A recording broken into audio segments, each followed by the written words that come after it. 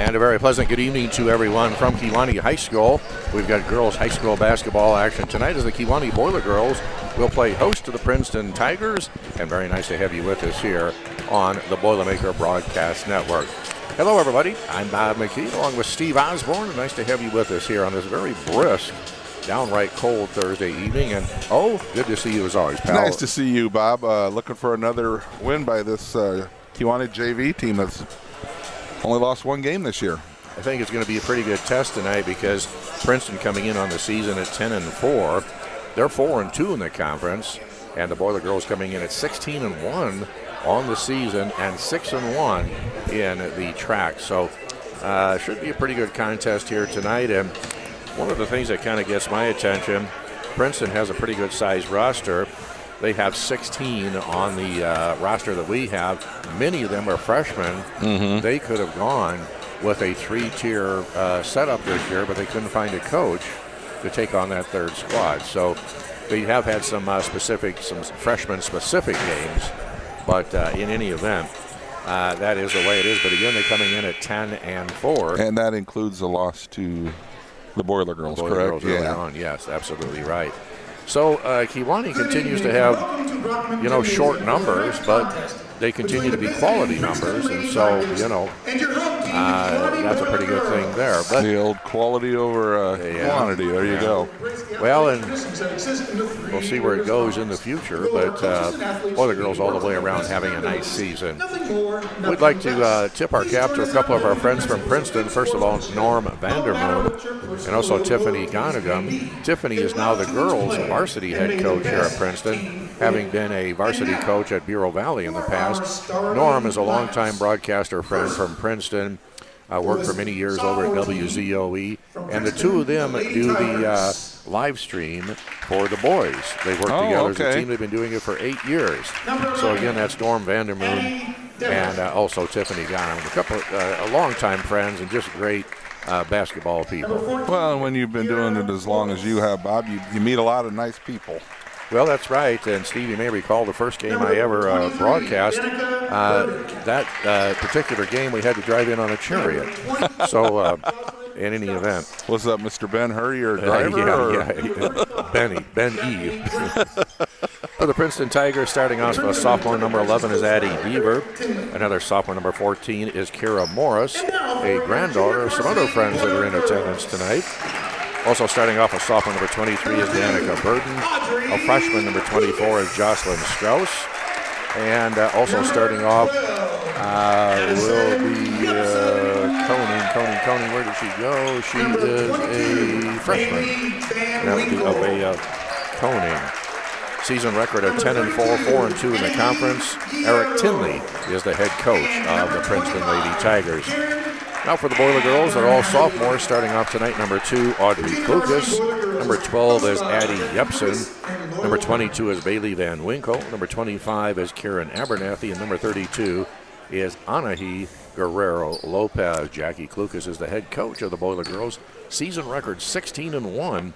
They are 6-1 in the conference. And the thing you notice right away, Bob, is the difference in the benches. Look how long Princeton's is, and Kewanee has 2 girls sitting on that bench. Yeah, tough, no question about it. All right, Boiler Girls wearing the home white with the black and orange letters and trim. Princeton in the traveling blue with the silver letters and trim. Center tip is up, and we are underway.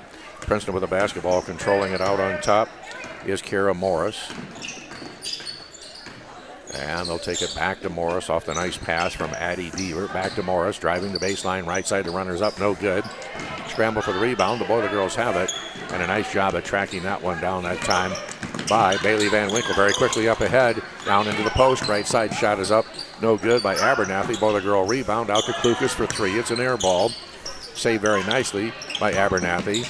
To Guerrero Lopez into the lane, the ball tapped away. And the Boiler Girls will reset the offense. Princeton, very tight defense, scrambling to the point of attack.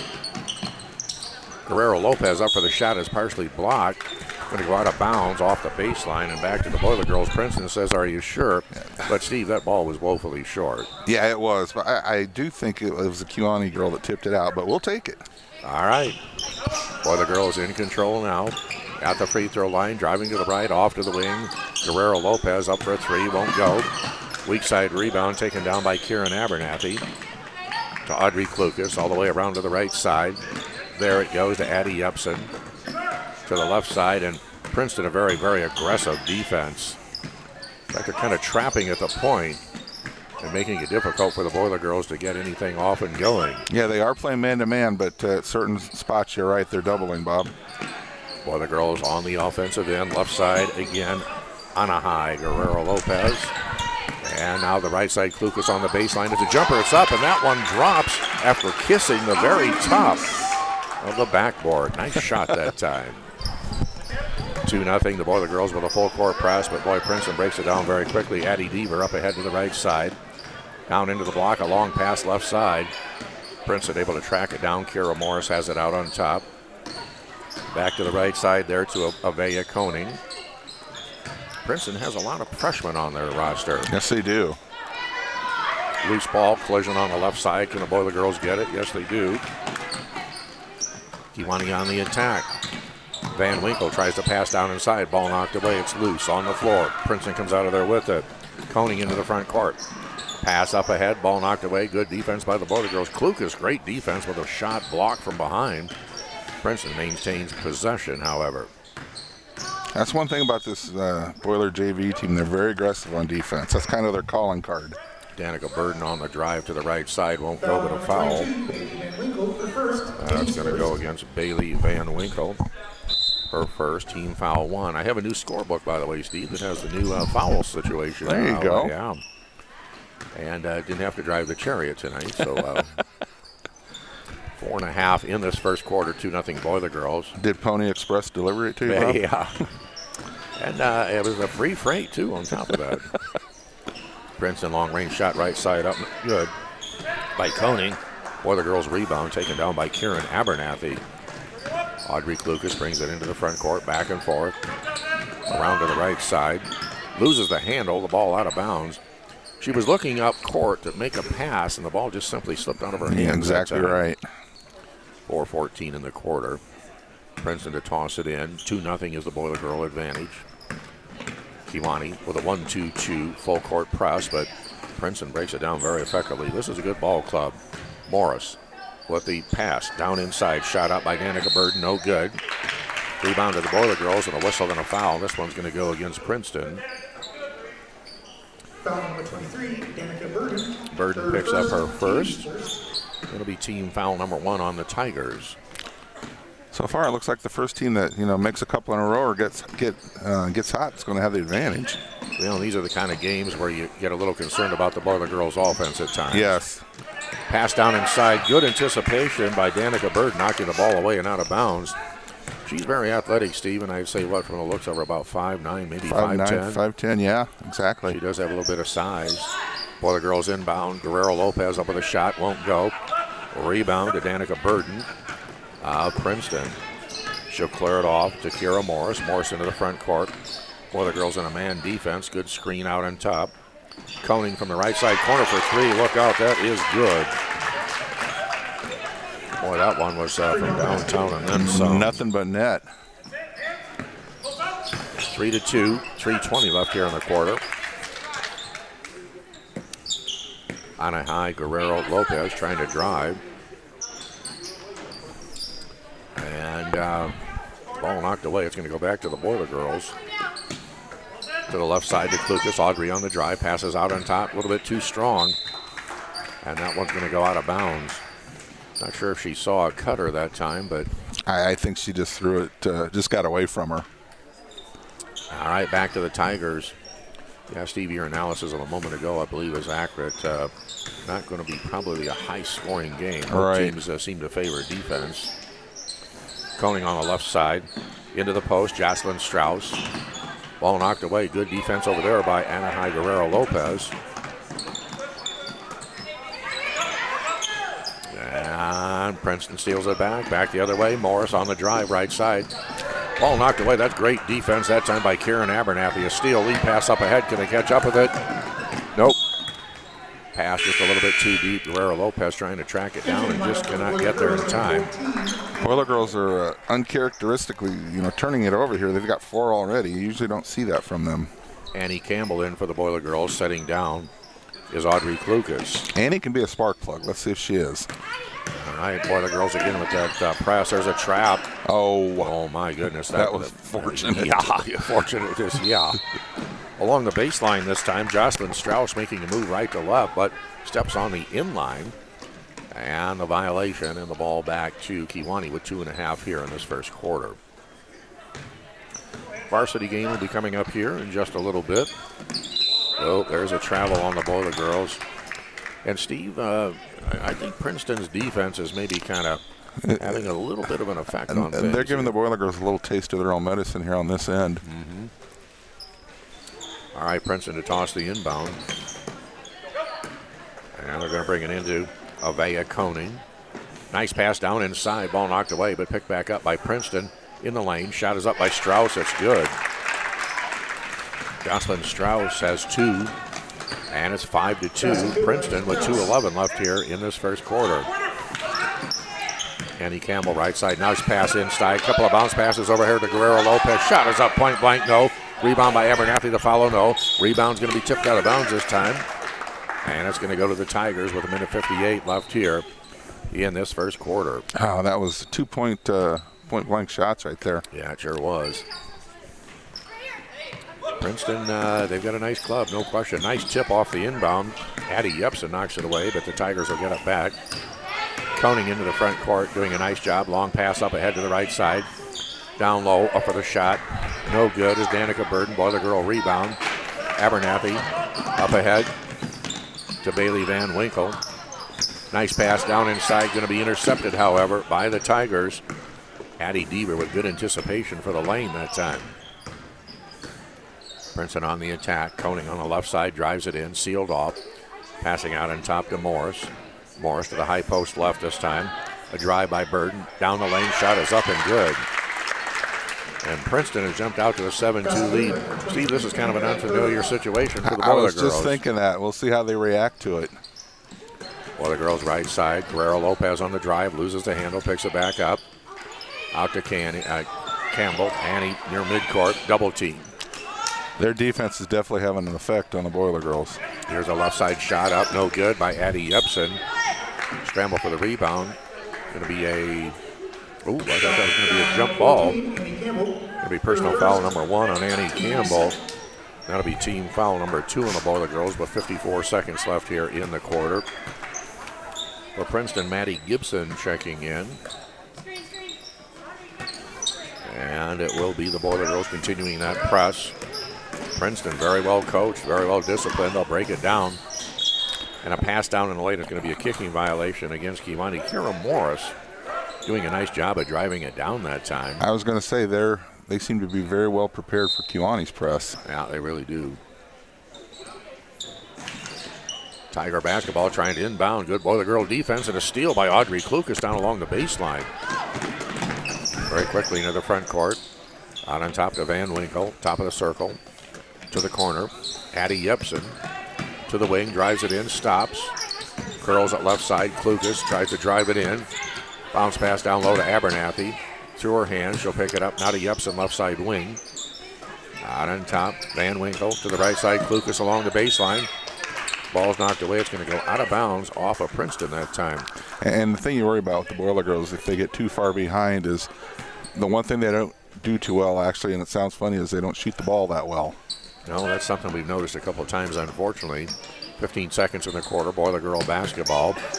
Yepsen, left side jumper on the baseline, won't go. Scramble for the rebound. Princeton has it. They've got the break. Look out, up ahead. Kira Morris drives the lane. Left side runner up and good.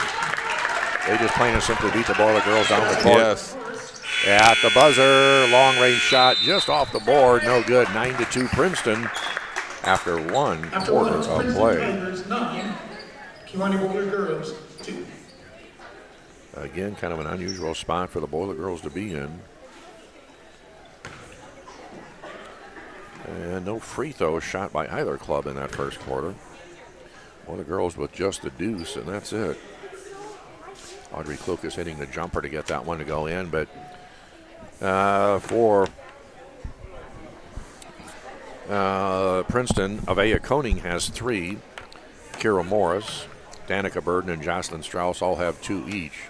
Steve, adjustments are going to be huge in this particular game. Yeah, I would agree with that. But like we said earlier, it can be difficult to just start making shots all of a sudden when that's not your forte. And also, you can see that that defense from Princeton's kind of affecting the Boiler girls. A couple of turnovers they've made, if they're ready to pass it, and all of a sudden, Princeton's quick and they step in the passing lane. Well, and Princeton is already substituting fairly liberally. With 16 players on that roster, they can afford to do that, a luxury the Boiler girls do not have. And vice versa, then the Boiler girls need to make hay when some of those subs are in the game. All right, back to live action as the second quarter just underway.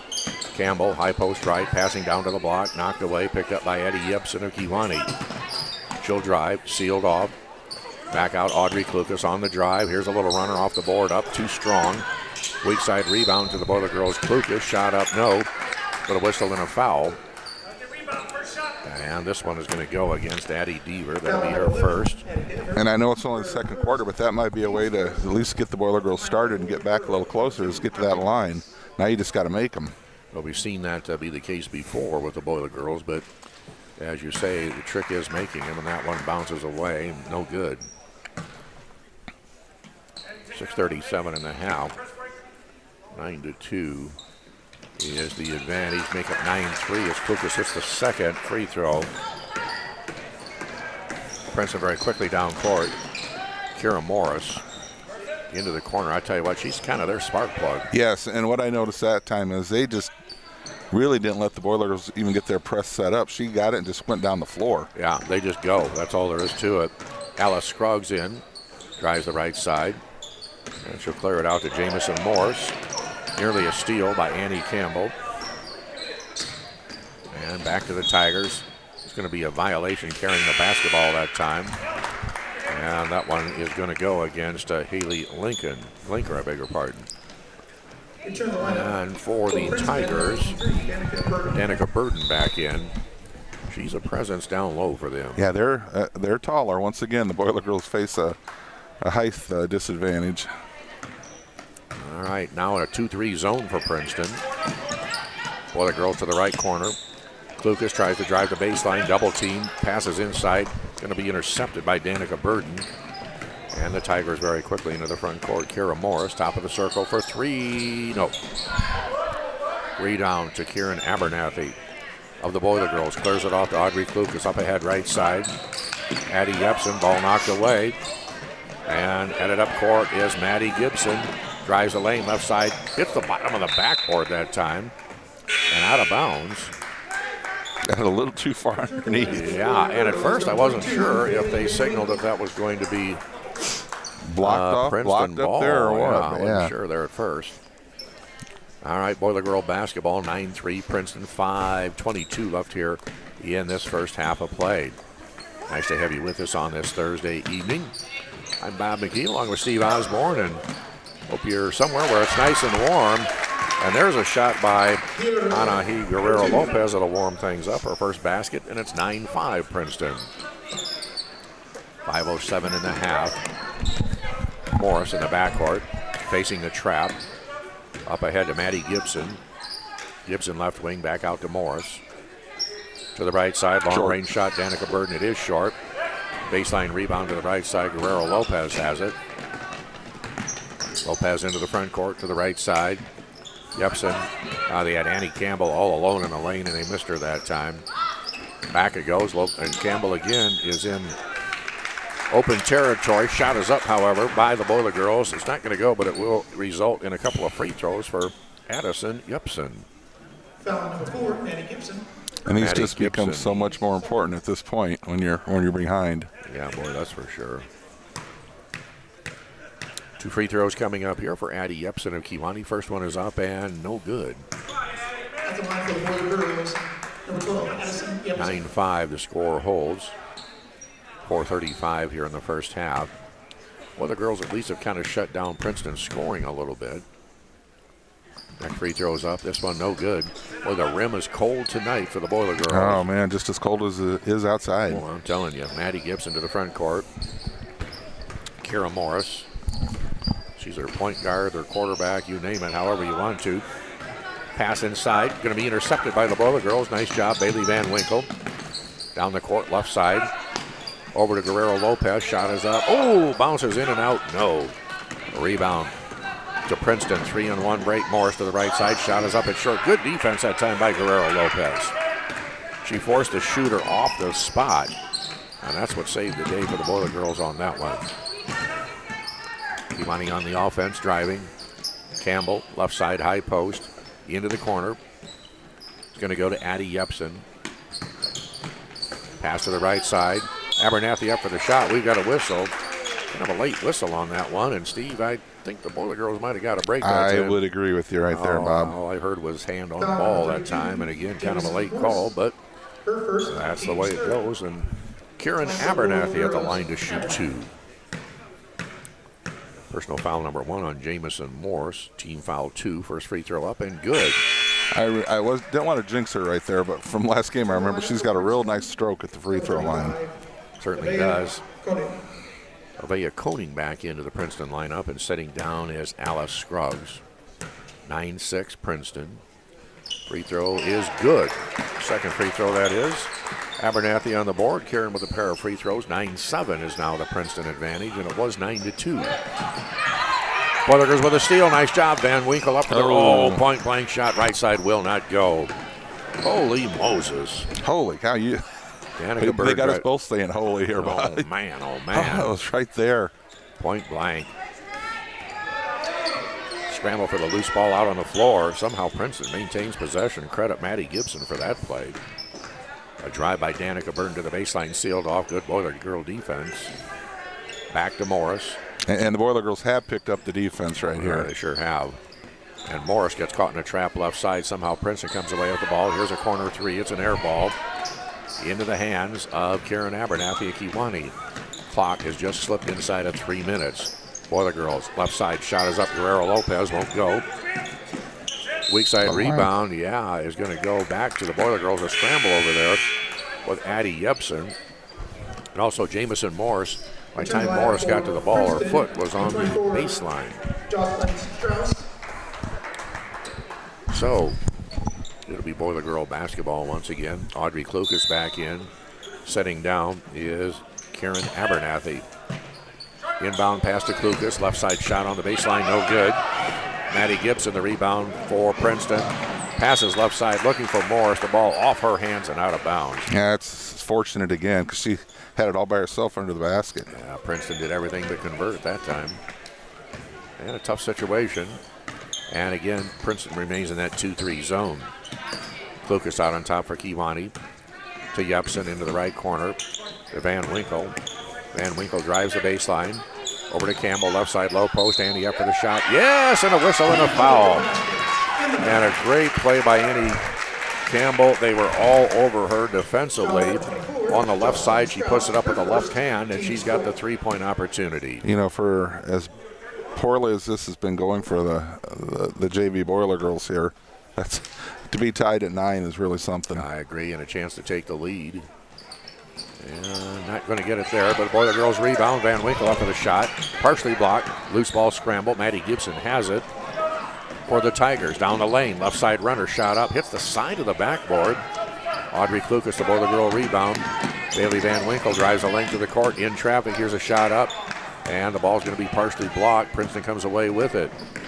2 minutes and a half, and we're tied at 9. Princeton goes to the post on the left side. Boiler Girls do a great job of reaching in. We're going to get a jump ball. Possession arrow will favor Princeton. They swarmed her that time, and more than one of them tied her up. Yeah, they sure did. Minute 58 and a half. And it will be Princeton basketball. Boiler Girls have really picked up the defense here in this quarter. Princeton has yet to score. On a runner on the right side, no good. Kiwani rebound is going to clear it off to Addie Yepsen. Yepsen across the timeline. Back and forth. Splits the defenders to the left side. Klukas wants to shoot it. Takes it back out. Long pass right side. And over there it's going to go to Bailey Van Winkle. Down low this time. Anahi Guerrero Lopez has the ball knocked away. Picked up by Danica Burden. Princeton on the attack. Maddie Gibson front court left side. Long pass down low. Shot is up. And good this time by Jocelyn Strauss. 2-point basket by number 24, Strauss. That time, plain and simply, just Princeton beat the Boiler Girls to the point of attack. And it's 11-9 Princeton. Shot up along the baseline right side. This time no good for Bailey Van Winkle. And the Tigers with the rebound very quickly into the front court. They just did it again. And this time from the left side. But those two guards are actually out-quicking the Boiler Girls for Princeton. I apologize for saying Princeton had not scored in the quarter. As they reeling off 4 straight. Boiler Girls on the offense. Weak side rebound going to be cleared away by Guerrero Lopez. Down low with the pass. This time Bailey Van Winkle up for the shot. Partially blocked. We've got a jump ball on the rebound.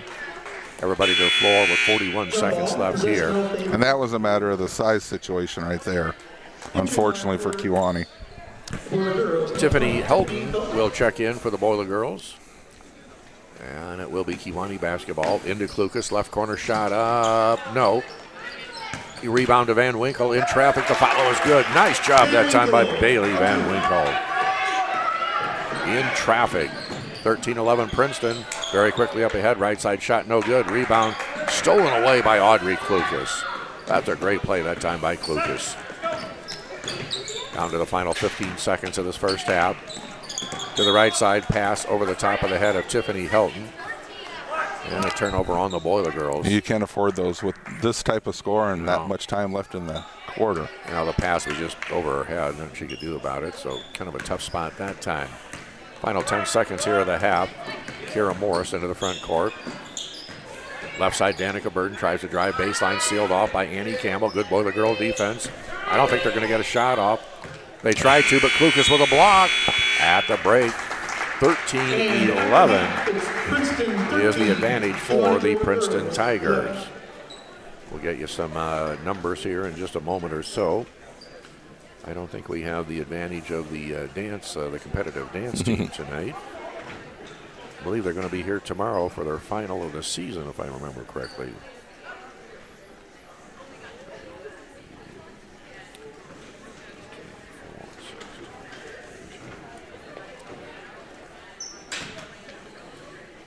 Well, the Boiler Girls didn't get much scoring in the first quarter, that's for sure, but picked it up just a bit in that second quarter.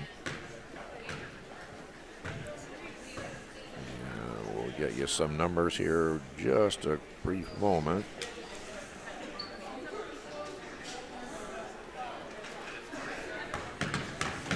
So, for the Kewanee Boiler Girls, in that first half, balanced scoring, I guess, is the name of the game. Audrey Klukas has 3. 2 for Annie Campbell. 2 for Bailey Van Winkle. 2 for Kieran Abernathy. 2 also for Anahi Guerrero Lopez.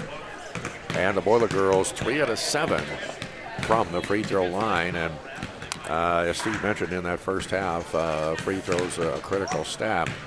For the Princeton Tigers, at the break, Jocelyn Strauss has 4.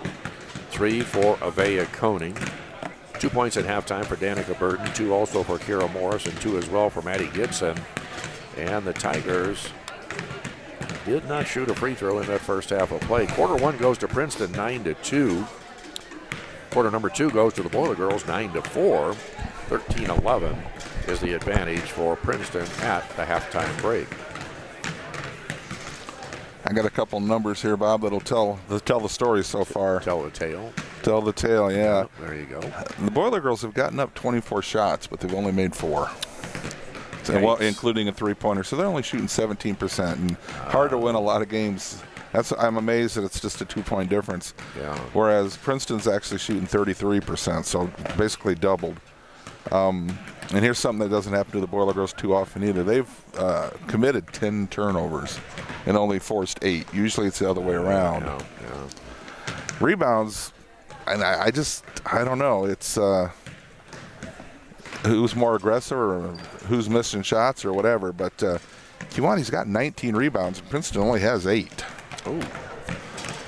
Well, the Boiler Girls really did crash the boards pretty well, and that's been one of their strong suits for the season much of the time is that, They've gotten several offensive rebounds and then just can't put it back in. Wow. Well, that's the thing. It's hard to do. a lot of analysis when the score is only 13-11. Yeah. other than there's been a lot of good defense played, and Princeton, I actually have beaten the Boiler Girls down the court several times, which also you don't see too often. So see what Coach Klukas has to say to him at halftime. Yeah, whether we can get that address piped in here or not. But, well, believe it or not, and it's true, the end of the regular season is not all that far away. Still a little bit of time left, but a busy stretch this coming Saturday afternoon. Rock Island will be in town. 1 o'clock for the sophomore game, approximately 2:30 for the varsity. Steve and I will have both of those games right here on the live stream, the Boilermaker Broadcast Network. Then another busy stretch next week. Monday, Thursday at Depew at Hall. Saturday, February 1st, a 2:30 game here as they'll play host to Farmington.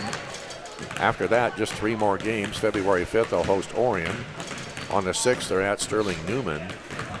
And then on February 10th, they'll play host to Mendota. After that, the postseason, here we come. Already, boy. Yeah. And the thing about Saturday coming up, Bob, against Rock Island, that means a homecoming for Henry Hall, the coach of the Rock Island girls team. Coach Klukas was kind of mentioning that they were looking forward to seeing him. And I'm not sure what kind of a season Rocky's having, but oftentimes they're pretty good. Yeah, they had the one girl that went to South Carolina a few years ago, and he's always he knows his stuff, so he's always got a team, and it just depends on what kind of talent he has. I think they're probably, average this year, as ever how you judge average, but they're playing the Western Big Six, and that can be tough. Yeah, it really, really can. And I see. I don't think Geneseo is quite as strong, but boy, there's been like 3, 4, 5 seasons in a row. Geneseo girls were just killers up there in that Western Big Six. Exactly, and they for had them, a couple of girls go D1 and made some deep tournament runs. Yeah, for them, that the Western Big Six was really a good thing at that time. Well, and to be honest, lately, and this is just from the, not necessarily gossip, but just things I've heard from people in the know, that they are looking to get out of that conference now. Oh, really? Out of the Big Six, yes. Well, in terms of football, the timing couldn't have been worse for that move. Right. They rocked and rolled for years, and then they get into a little bit of a down period. Not terribly down. They did make the postseason this year, but it didn't last long. But that is down for Geneseo in football. It is. Yeah, absolutely. When you just barely make the postseason, or lose your first playoff game. But in other sports, they've been kind of taking on the chin. The one they're still really good at is wrestling. I mean, they have an outstanding wrestling team, but the girls and some of the other boys teams, it's hard when you're facing Moline and Quincy and Rock Island, and you don't have the athletes. So that's what it comes down to. And Galesburg. And you had Sterling in there too the now. Golden Warriors. You had them before with the conference, but they both made the switch. Well, it'll be interesting to see how that plays out. And of course, as we know, when it comes to conferences, it's consistently a matter of musical chairs anymore. Anymore it is, yeah. I mean, with the enrollments changing all the time, you get too small for a conference, or you're in one of the districts where that's growing, you get too big for a conference, and I've also heard talk about football going back to districts again. I mean, that's been a subject for a while now. So, I mean, who knows? And they just kind of almost don't know how to leave well enough alone. Well, that, and it's hard to, even things up by enrollment, because, like I said, they keep changing. Yeah, that's true. Yeah, it's I guess just the changing face of things, and you roll with it best way that you can, I guess. But when I went here, we were in the NCIC. Right. I mean, it was the big schools regular, what we call big schools now. Streeter and Sterling and LaSalle, Peru, and Ottawa. We played them teams regularly, and now, they probably look at us like we're a small school now, like we look at some of the schools below us. I think Ottawa is somewhere around 1,100. 11, 12, 1,300, something like that. Yeah. And LaSalle, Peru's over 1,000. Sterling's at 1,000. When I was at Kewanee High, we were at 1,000, so that's how things have changed. Yeah, absolutely. Well, and you look at that Illinois Valley area up there, it's just growing like mad from Princeton to Peru, and I would even suggest even all the way up to Ottawa. Well, and up farther, North Rochelle, they used to be in the conference too, and they've just grown like crazy because of all the industry up there. Yeah, right. I tell you, it is a changing picture, no question about it. Well, here it's 13-11 as Princeton leads the Kewanee Boiler Girls sophomore team at halftime. And Steve, I guess as we take a look ahead to the second half, in a sense, more of the same, but let's get a few more shots to drop for the Boiler Girls. Yeah, they've gotten plenty of shots, but like we said, they're just not going in. And I've also noticed some of the shots that they normally get, they're not getting tonight because they're just a little too slow getting. They're not necessarily slow getting them off, maybe a little slower, but Princeton's there covering up real quick. I mean, they're doing a good job on defense. You got to hand it to them. Well, we've not seen every game that the Boiler Girls have played. We'll say that right up front. But of those that we have seen, I'll make this statement. Princeton has the most team speed of any opponent we've seen. Yeah, and a lot of it comes from those two guards, and all five of them hustle also when they're on the floor. So I tell you again, Kara Morris really led the way for the Tigers in that first half. And, of course, you don't always measure everything just by score. She's only got 2. Right, and that's one thing you don't like to see as a like Jackie Klukas, the Boiler coach, you don't want to see one girl beat your press, and that's happened 3 or 4 times where she's just taking it and, dribbled, and you shouldn't. First of all, you shouldn't be able to dribble against a press like that, but she's taking it and just taking it the length of the floor. Yeah. Well, let's see how this second half unfolds as the Tigers back out on the floor. Now the Boiler Girls.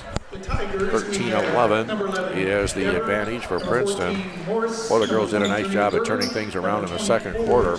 Princeton led by a score of 9-2 after the first quarter. Danica Burden down here for Princeton right here in this corner. She's an example of the height disadvantage. She's almost 6 foot, I would say. I was just going to say she's probably got to be around 6 foot and really good at handling the basketball. Yeah. Princeton kind of working a weave. Koning with an outside shot on the right side won't go. Rebound taken down by Kara Morris. Back to Koning. High post left to Burton. Shot is up. 16-footer. Won't go. Oh, boy, the girls almost had the rebound. Bailey Van Winkle climbing the ladder that time over the back of Addie Deaver. Deaver says to the official, where's the call? I'm surprised we didn't get one that time. Yeah, I am too, to be honest. Guard the rim, Boiler Girls. Princeton basketball from the far side baseline. They'll toss it in to the right side. Good defense by Addie Yepsen at Kewanee. Princeton into the lane. Morris up with the shot. Won't go. Rebound Karams off the baseline. Out of bounds. Back to the Tigers. Second half just underway. No score here as of yet in this third quarter. Princeton basketball having trouble getting it in. Credit the Kewanee defense for that. Tigers on the drive. Loose ball going to be picked up this time by Bailey Van Winkle of Kewanee. Up ahead to the left side. Out on top to Van Winkle. To the left corner. Klukas on the drive. Shot is up. Blocked this time by Danica Burden. That was a clean block that time. Down to the 6-minute mark here of quarter 3. Nobody scored yet here in this third stanza. Out on top is Addie Deaver. I think you called it early on. Definitely a defensive struggle. Addie Yepsen with a steal for Kewanee. Nice job. Good quick hands. Up ahead, left side. Klukas all the way around to the right side. Annie Campbell, double team down to the post. Ball knocked away out of bounds. They're going to say off of Kewanee. You're seeing the height disadvantage really hurt the Boiler Girls early on here in this quarter. Yeah, and we've thought this a couple of times along the way that off the inbound, a near steal by Bailey Van Winkle. That's where the defense is there, the rebounds are there, the team play is there. That's where the improved offense has to come in. I think they need to do some ball fakes, shot fakes, plus get their shots off quicker. Burden down the court, left side runner this time. And that is good. Check that, Jocelyn Strauss. Basketball has 24, Jocelyn Strauss. And it's now 15-11 Princeton. Boiler Girls on the offensive set to the right side. Addie Yepsen to the left. Bailey Van Winkle. Here's a runner, a little bit too strong. Yepsen, the weak side rebound along the baseline. Bounce pass down low. Annie Campbell low post. Ball knocked away. Princeton leads the break. Up ahead, pass a little bit too deep. They're trying to find Kira Morris that time. The ball a little bit over her head and out of bounds. And the thing disconcerting right there is they're still beating the Boiler Girls down the court. Yeah. Kiwani up ahead, Klukas to the right corner. Guerrero Lopez tries to drive check that Yepsen. Here's a runner on the baseline. Shot is up, no good. Rebound scramble, out of bounds, off the baseline and off of Kiwani. Returns the lineup for the girls, number 32, Anahi Guerrero. So Anahi Guerrero Lopez checking in for the Boiler Girls. Setting down is Annie Campbell. Annie, you can see, having kind of a rough night there. 15-11, Princeton with 4:45 here in the third. Tiger basketball out on top. Avea Koning has it. Top of the circle drive. Kicks to the corner this time. Danica Burton, long range shot up. It's good for three. Look out. She's got 5, and all of a sudden it's 18-11. That matches the biggest lead for the Princeton Tigers. And the way things are going, I hate to say it, but 7 points is a big lead. It is. Boiler Girl offense. She walked. Yeah, Yepsen tries to drive the baseline. Got in, and there was nobody available to pass to. And the defense sealed them down, and unfortunately a turnover. Maddie Gibson checks back into the lineup for the Princeton Tigers, setting down to Jocelyn Strauss. And Steve, they've got a fair amount of sophomores making great contributions, but Princeton's got a great number of freshmen that are making contributions. Just have a lot of girls on the team, period. 16 on the roster that we have. Right. And that's on the sophomore. All right, here's a nice play this time by the Kiwani Boiler Girls. Bailey Van Winkle, a steal off the inbound, puts it up and in. Boy, the Boiler Girls needed that. Yes. Up ahead, ball's going to be knocked away, and it's going to be off of Kieran Abernathy. Oh, I thought he missed that one. Good defense. Just my opinion. Abernathy. And but it's nice to have those. And for Princeton, in. Here's a drive in the lane, left to right. Avea Koning drops it in. She's got 5. That's just very uncharacteristic. Maybe it's just a bad night. I hate to say that too early, but just seeing a lot of things I don't normally see. Let's see if the Boiler Girls can dig out of this. 20-13 Princeton, 3:44 here in the third. Princeton doing a great job of trapping at the point of attack. And the Boiler Girls showing just a little bit of frustration. Yeah, I think they're being frustrated by somebody kind of, I said it earlier, a dose of their own medicine. I mean, they're just aggressive as Kiwani normally is. Yeah, they really are. Well, the girls having trouble getting somebody open. When you've got somebody being trapped, or in some cases triple team, somebody's got to be open. Somebody's got to be open. But then the key is you got to be able to get that shot off a lot quicker. Klukas for 3. Holy Moses from downtown. Audrey Klukas. She's got 6. Needed that. Indeed. 20-16 Princeton. Very quickly, the Tigers driving into the front court. Ball knocked away, picked back by Princeton. Long range shot up by Koning, no good. Rebound off the baseline and out of bounds. This one will go to the Boiler Girls. And for Kiwani, Addie Yepsen checking in. Annie Campbell is setting down. She's trying her best to keep all these girls fresh with just 6 girls, because the 7th girl down there really doesn't play very much. And I got to wonder if maybe Annie's not feeling well tonight. Yeah, because she normally starts, I believe, doesn't she? And she didn't tonight. No. You got to wonder. You can just kind of tell she's kind of struggling. Well, I know that bug's making the rounds. Yes, it down is. Along the baseline, a jump situation here. The possession arrow favors the Boiler Girls. Well, we've seen it going through the school district here, not only students but teachers. Yeah, including my wife, yes. I have grandchildren in Orion, and they say that the bug is really big over there. They're sending kids home left and right, I guess. Here, the Boiler Girls go low post right side. Turnaround shot is good by Kieran Abernathy. Well, I said that 7-point lead, and might be too much, but they're already right back into it. Steal for the Boiler Girls. Lead pass up ahead. Bailey Van Winkle, right side shot is up, and we've got a tie ball game.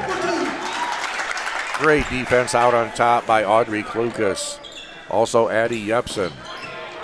And the Boiler Girls have tied this ball game at 20 with 2.5 here in the third. The one thing I've noticed right now is Princeton has their big girls handling the ball back there. Well, they do, but doing it very well. Shot up this time, no good by Addie Deaver. Loose ball rebound taken down by Kira Morris.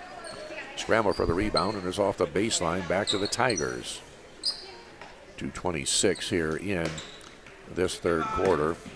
Off the inbound, they go right corner. Good defense over there by Addison Yepsen. And a steal off the pass by Audrey Klukas. Klukas into the front court to the right side. Bailey Van Winkle drive, shot is up, blocked. That's a great block by Addie Deaver. Loose ball picked up by Princeton's Danica Burden. Here's on the attack. We slip inside the 2-minute mark here in this third quarter. To the left side. Here's a drive. Shot is up off the board. No good. Kira Morris. Oh, the girl rebound. Addie Yepsen down the court. Loses a handle. Loose ball on the floor. We got a scramble picked up by Klukas. Audrey left side runner shot. Oh, they missed a point blank shot. Rebound's going to be tipped away by Addie Yepsen. Holy mother of India. You talk about doing everything but getting the ball to drop. And for the Boiler Girls, Annie Campbell back in. With 1:41 here in the third, we're all tied up at 20. They had their biggest girl back there handling the ball. That just surprises me. Yeah. They seem to do it pretty well. And out on top, Danica Burden. Clears it off this time. Maddie Gibson driving the lane. Shot is up. There's a blocking foul going to be called against Annie Campbell of the Kewanee Boiler Girls. That'll be her second. Foul number 12, Addison That's Gibson, the her second second. here in the third. Free throws coming up for Maddie Gibson of Princeton. Kewanee had their shot down there to take the lead. Yeah, just that close and still just kind of squirts away. Free throw is good. The line for Princeton, number 4, Maddie Gibson. Gibson's got 3, 21-20 Princeton. Again, 1:25 here in the third. And for the Tigers, Jocelyn Strauss back in, setting down Danica Burden. They do have some options available there, don't they? They do. So, Anahi Guerrero-Lopez back in for the Boiler Girls, setting down as Bailey Van Winkle. In terms of conditioning, that doesn't seem to be an issue for the Boiler Girls. I know, and that's considering Bailey Van Winkle's going to start the varsity game as well. Wow. Both free throws good for Gibson. She's got 4, 22-20 in favor of Princeton with 1:20 left here in the third. Klukas, nice pass inside to Abernathy. She'll go cross court. Shot is up by Annie Campbell. Won't go, but she's fouled. She will go to the free throw line. Annie's got 2 so far in the ball game. Her first. Kira Morris picking up the foul, her first. Team foul number 2 on Princeton. Annie Campbell to shoot 2 here for the Boiler Girls. And again, there's that new free throw rule situation. First free throw is up, no good. I got to think she's fighting the bug. You can just kind of tell she's just sort of out of sync or something. Right, not moving quite as well as normal. Yeah. Yeah, that bug's been nasty again, as everybody knows. Second free throw is good. 3 for Annie, 22-21 Princeton with 1:12 here in this third stanza. Up ahead, the Tigers beat the press. Left side shot is up by Gibson. No. Rebound taken down by the Boiler Girls. Kieran Abernathy. Clears to Audrey Klukas. Up ahead. To the right side, Addie Yepsen. Yepsen top of the circle. To the right side to Campbell. Strong pass. Annie tracks it down. Makes a bounce pass out of the defense. And I think we had a timeout called before the... Yeah, I think Coach Klukas thought she was in trouble over there, so she called a timeout. That's a 30-second timeout. We haven't had any, I think that's the first bench timeout we've had. First one of the game, yeah, by either team. Yeah. All right, for whatever that might be worth, 22-21 Princeton. As it is a 10-9 Boiler Girls winning the quarter, trailing by 1. They were down by 2.5. And they got down by 7 there, too, and it looked bleak for a couple moments there. It did. By the way, that was algebra that I was doing, by the way, there, folks. But 22-21 Princeton. There are a lot of variables in this game. There are. Kewanee basketball. Audrey Klukas to the right side. Here's a drive shot up off the board. It is good, and that is a very nice play by Audrey Klukas. 23-22. Boiler Girls up. Down to the 35-second mark. Boiler Girls picking up the defense all of a sudden. Princeton struggling a little bit. Out on top, Morris. Over to Addie Deaver. To the right side, Jocelyn Strauss. And Princeton works it back and forth. Ball going to be tipped out of bounds on the far side by Audrey Klukas. Good quick hands defensively. Audrey has picked it up in the second half. Mom might have had a little something to say in her ear. 19.8 seconds left. Something's going on the bench over here. Not sure what it is. The Princeton bench. Did the ball hit? Did the ball hit somebody over there? Because the ball got poked into the bench area. Or no, there's something on the ball. Wiping the ball off. I wasn't sure initially what it was either. It went to the bench. I wonder if it just got wet over there. Yeah, it could be. 19.8 seconds here in the third. 23-22. The Boiler Girls leading.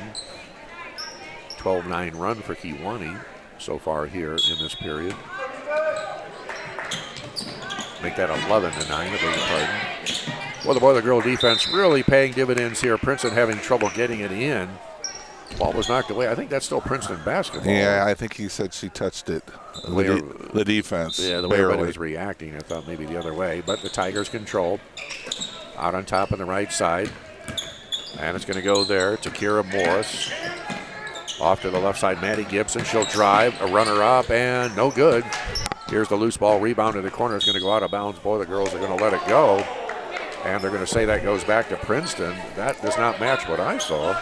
Oh, boy. Nevertheless, it will be Princeton basketball. They'll toss it in from the near side corner with 4.7 seconds left here in the third. Out on top, Avea Koning fires a three. It's short. And that'll do it for the third quarter of play after three, 23-22. In favor of the Kewanee Boiler Girls. Don't go away. This fourth quarter figures to be very, very exciting. Again, we'll run some quick numbers here. Yeah, let's see. Well, again, to show that the Boiler Girls defense is doing the job, they've held Princeton to single digits in each and every quarter so far. Tigers did hit their first two free throws in that third quarter.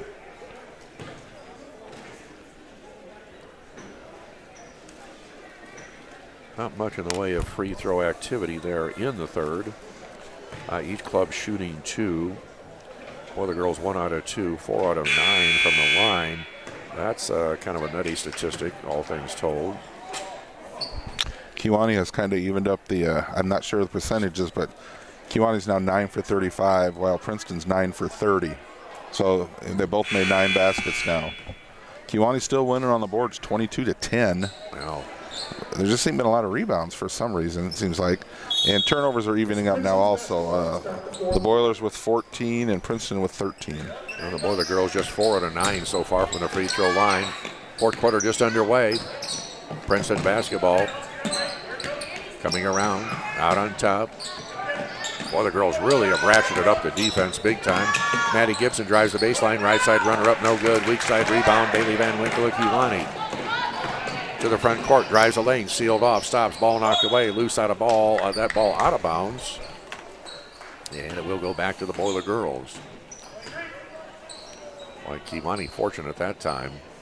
Bailey Van Winkle did everything right, but the triple team came and she was kind of suffocated. Well, the girls go low post, left side, shot is up by Van Winkle, blocked. She'll pick it back up, hooks the pass to the right side. Klukas, long range shot, nothing but net. It's a long deuce for Audrey Klukas. She's in double figures with 10. Kewanee's biggest lead of the night at 25-22. 6-10 in the fourth. Gibson drives the lane for Princeton, shot is up, no good. Abernathy the rebound for the Boiler. Oh, yeah. I'd like to see that one again. Officials say that the ball was dribbled on the baseline. I was looking right down there. You're right on the baseline, looking right down it. All I can say is I would not have made that call. But nevertheless, the ball to the Princeton Tigers. And tossing it in will be Maddie Gibson. They're having trouble. Ooh, just beating the 5-second clock. Tiger basketball out on top. Couple of screens. Here's a right side runner. Shot is up.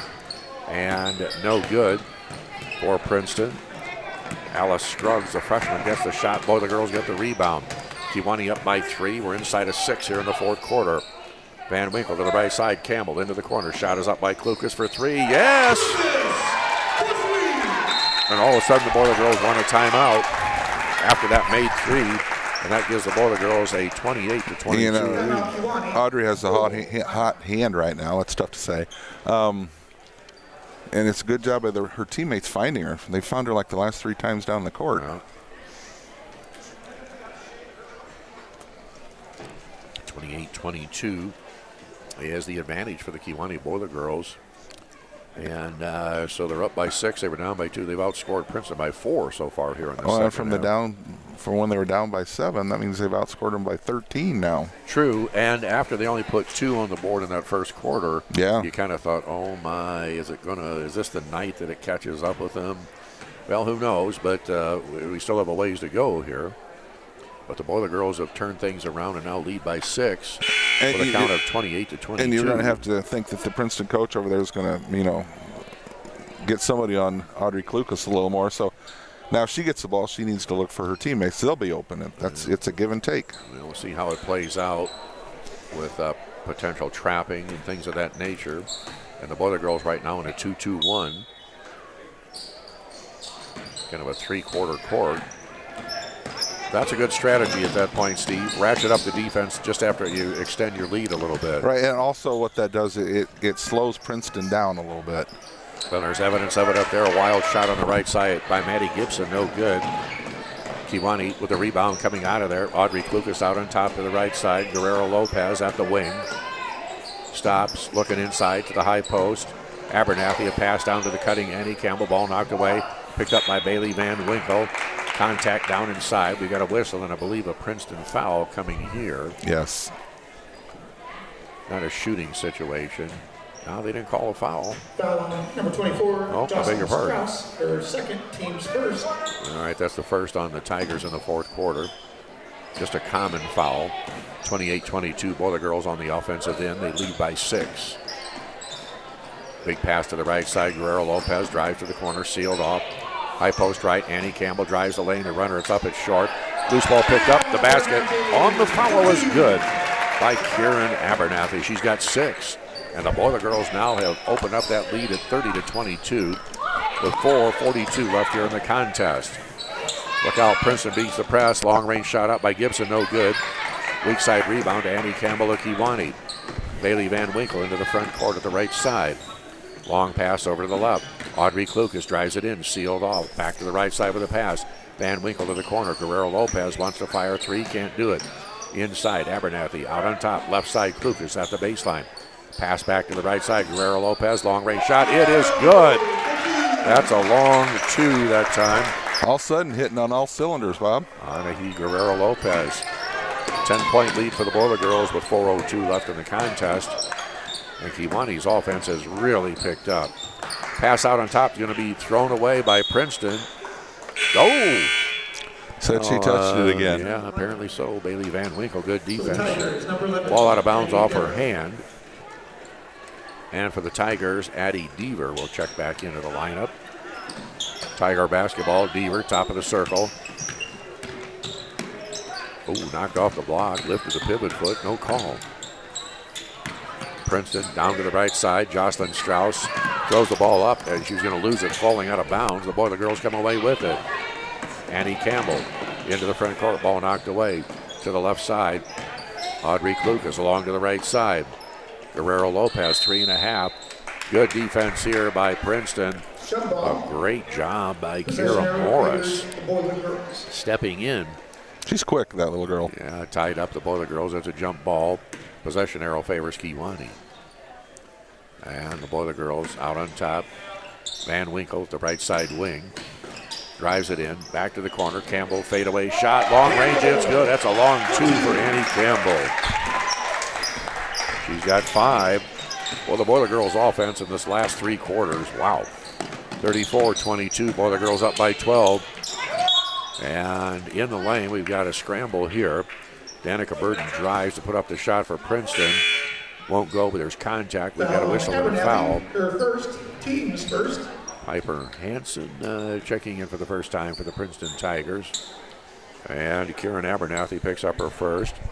It'll be team foul 1 here in the fourth quarter. 2 free throws coming up for Burton. The first one is up and good.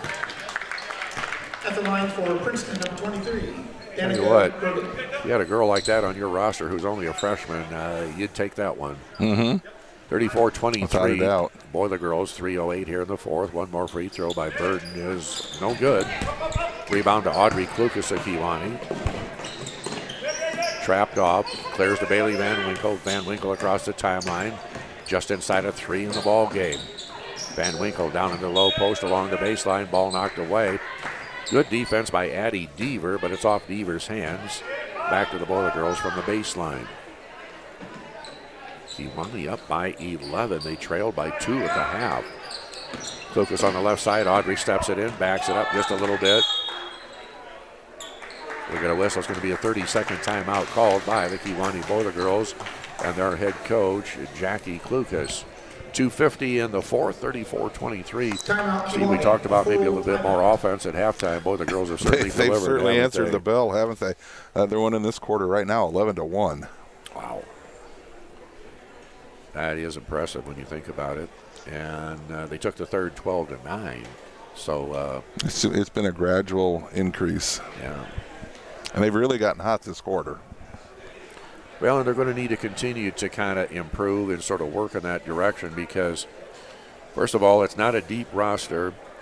However, that doesn't seem to bother these girls. They do seem like they can run all day. It doesn't seem to bother them. Great defenders, great rebounders, tenacious on defense, eliminate the turnovers, polish the offense, and boy, the sky's the limit. I think I said this in past games. They need to work on their shooting continually because they get the shots. Yeah. And they just start knocking them down like they are in this quarter. You can see what happens. Yeah. Well, it'd be, I don't know what, well, I do know what some of the younger ranks are showing, but it's too bad the Boiler Girls didn't have somebody that was, 6'1" maybe, or just 6'2". One decent-sized young girl, yeah. It would be a real game changer. I wouldn't say it makes it easier, but it does make a difference. It can't hurt, that's for sure. Back to live action. Boiler Girl basketball. Bailey Van Winkle out on top. Got to wonder if Kewanee's going to slow the offense a little. Maybe too early for that. Down inside to Audrey Klukas. Backs it up to the corner. Reach-in foul here. And that one's going to go against Kira Morris. That'll be her second. And that'll be team foul number 3. It looks like they're going to be satisfied to take a little time off the clock and only get the really good shot if they ever going to take one. They're up by 11, so a little bit of currency to spend, if you will. You see that right there with Audrey bringing it all the way back out to half court. Yeah. They're running a little bit of a weave and just slowing it down. And if you happen to get a breakaway layup, you take it. Right. And the ball's going to be knocked back and forth over in the corner. Look out, trouble. Boiler Girl's going to be tied up this time. And that's the problem there. You get down along that baseline, you get trapped, and the next thing you know, it's a jump ball. And this time the possession error will favor the Princeton Tigers. You get down there, and all of a sudden, you've got 2 girls on you, and then the baseline is virtually like a third defender. Yeah, absolutely. Tigers into the front court. Pass up ahead, stolen away by Annie Campbell. Here's a breakaway by Annie. Annie, right side runner, won't go, but she'll get the rebound. And the Boiler Girls. Klukas drives the left side, knocked away. Abernathy out on top. Going to go to the right side corner. As Bailey Van Winkle controls, we're inside of 2 minutes in the ball game. Campbell straight away for 15, won't go. Maddie Gibson the rebound for the Princeton Tigers. Quickly to the front court. Drives the lane, the runner up, it drops. Tip your cap to Maddie Gibson on that one. That's a nice play. 34-25, Boiler Girls. Bailey Van Winkle into the front court. A lot of contact, no call. Ball punched away. Van Winkle picks it back up. And you don't necessarily mind that not being called with the clock running. And the Boiler Girls down inside to Van Winkle. Left side, Abernathy out on top. Guerrero Lopez, 1:20 in the ball game. Klukas out on top straight away to Kieran Abernathy. They're showing a lot of discipline right here. They really are. Running a nice weave. Look at that. Curling around the high post, down to the low post, running the baseline back out on top. Nice delay game. They have done a nice job. You can tell they practiced that. Ball knocked away this time by Piper Hansen. They've got the clock all the way down to a minute now. Yeah. 34-25. Both the girls leading. It's not in the bank yet, but you can start writing out the deposit slip. I say looking better all the time. Off the inbound, reach and foul going to be called here against Kira Morris of Princeton. That's her third. He hits a common foul, Foul number 14. and that'll be Kiara Morris. team Her foul third, number 3. Team's third. So no free throws there. 59 seconds in the contest. I got to think Princeton's going to have to foul before long. Klukas tries to pass around the defender. Ball knocked away and out of bounds off of the Princeton defense. 52 seconds in the contest. Well, the girls leading by 9, 34-25. Well, the girls having trouble getting it in finally to Klukas, driving the baseline. Shot is up, no. But a whistle and a foul, and well, the girls kind of got bailed out there. That shot had no prayer whatsoever. It didn't, did it? But from the free throw line, it may well be a different story. Team's fourth. That's going to be team foul 4 against the Tigers. And Audrey, I believe, is a pretty good free throw shooter. First one is no good. Did it again. Any tips like at the track or anything you could pass along? You wouldn't want those. Kinley.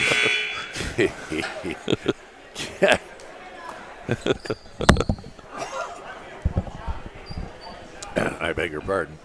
Well, I'll take your advice then. And, a couple of subs. We'll get to those in a moment. Second free throw by Klukas is good. She's got 14. Tiffany Helt now into the boy-girl lineup.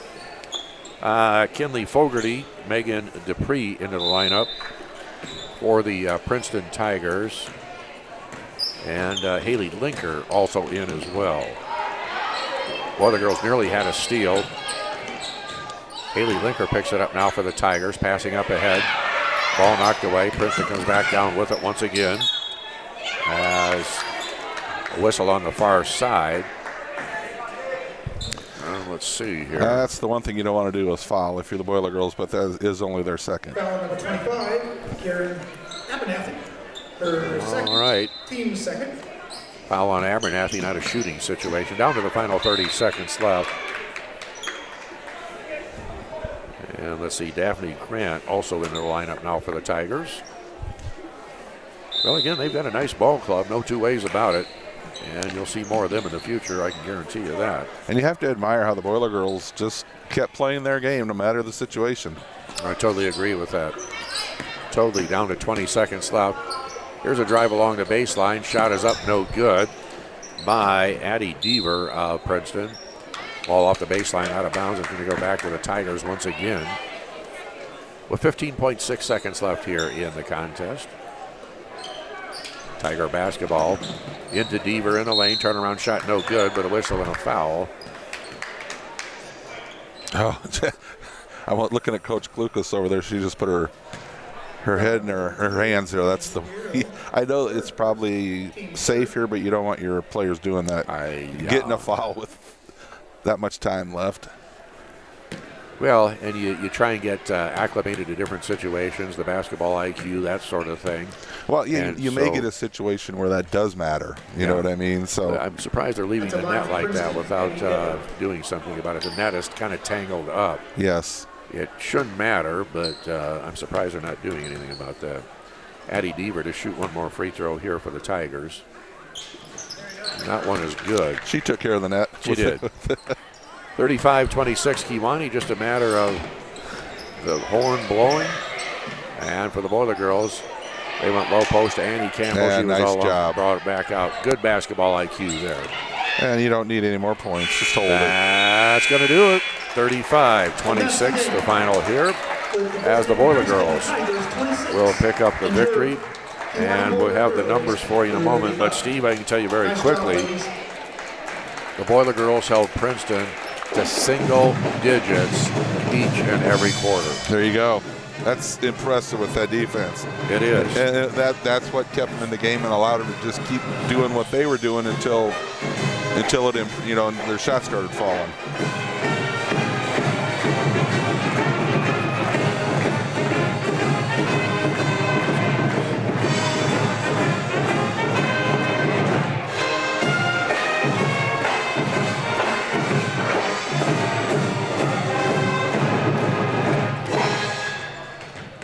Again, doing some quick mathematics here. And we'll bring you up to date in just a moment or two.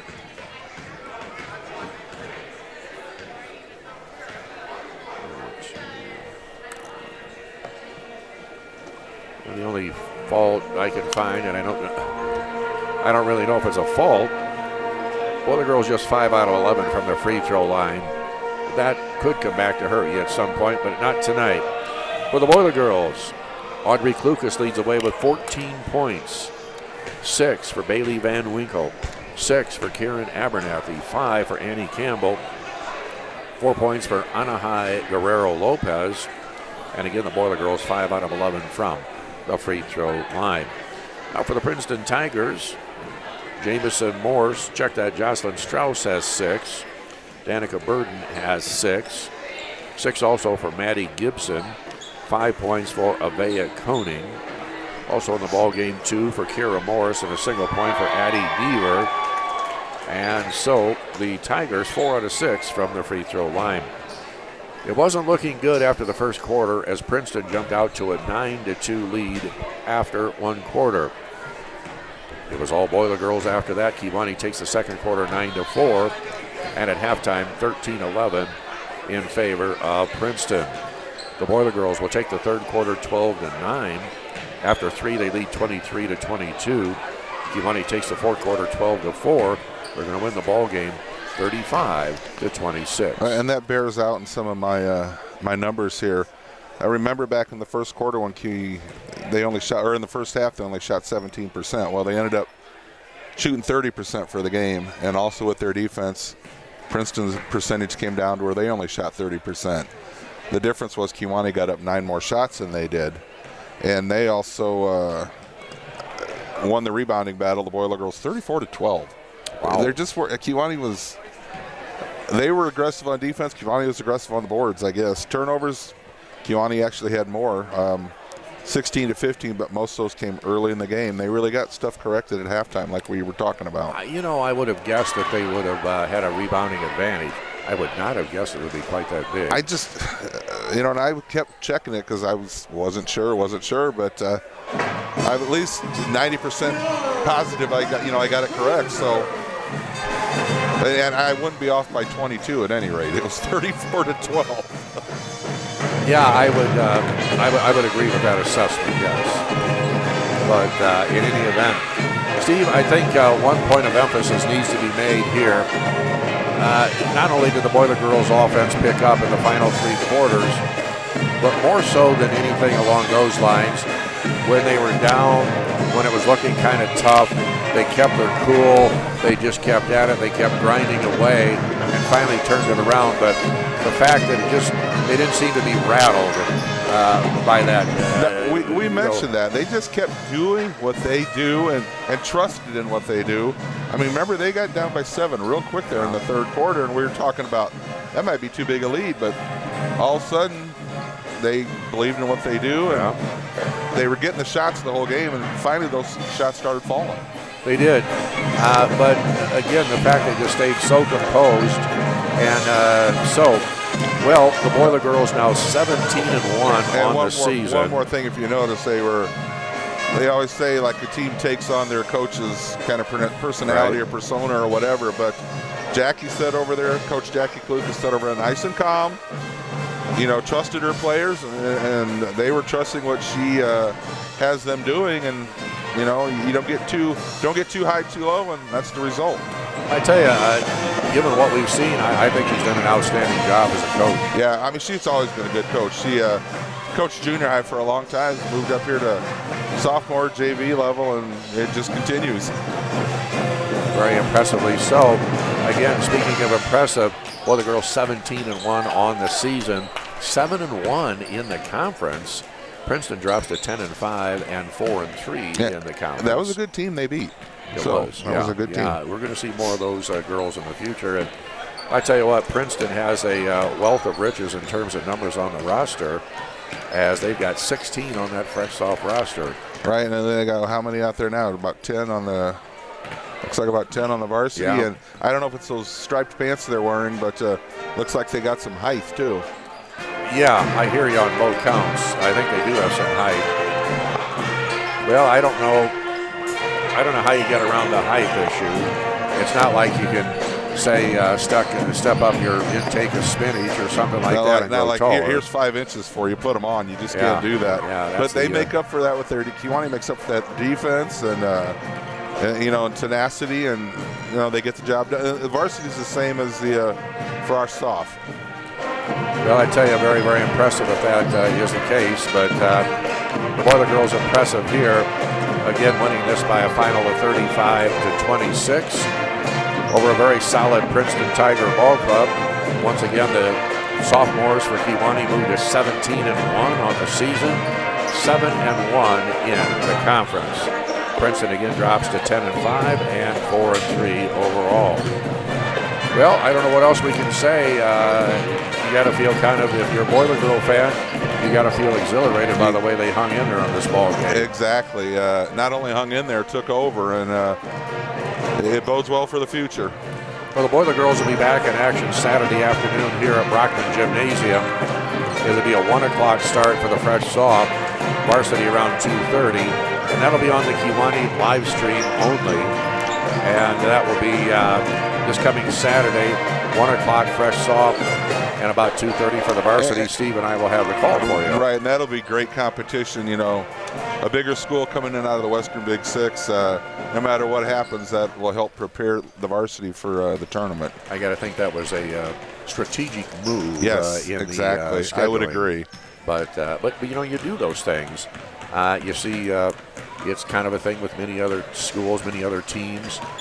They know at a given point in time, the postseason's coming. It's going to be tougher. So you stack those things up that way. Obviously, you have to fulfill the conference commitments. Right. But beyond that, it's a matter of, hey, let's be battle tested and ready. You'll take a couple losses now if it's going to help you in the tournament.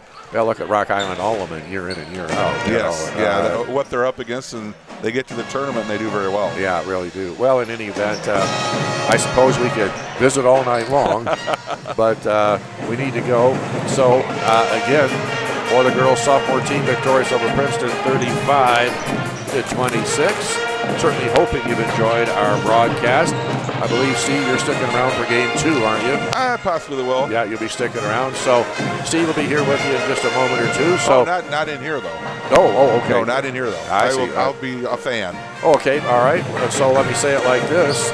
For my partner tonight, Steve Osborne, I'm Bob McKee saying thanks for joining us, and we'll look forward to seeing you Saturday afternoon. Are we going to see each other tomorrow, I believe? We will see each other tomorrow. We've got the JV, the sophomore game for the boys tomorrow. All so right. I'm going to have to get with my agent and see if I can get all these things down. I'll look forward to but it. anyway.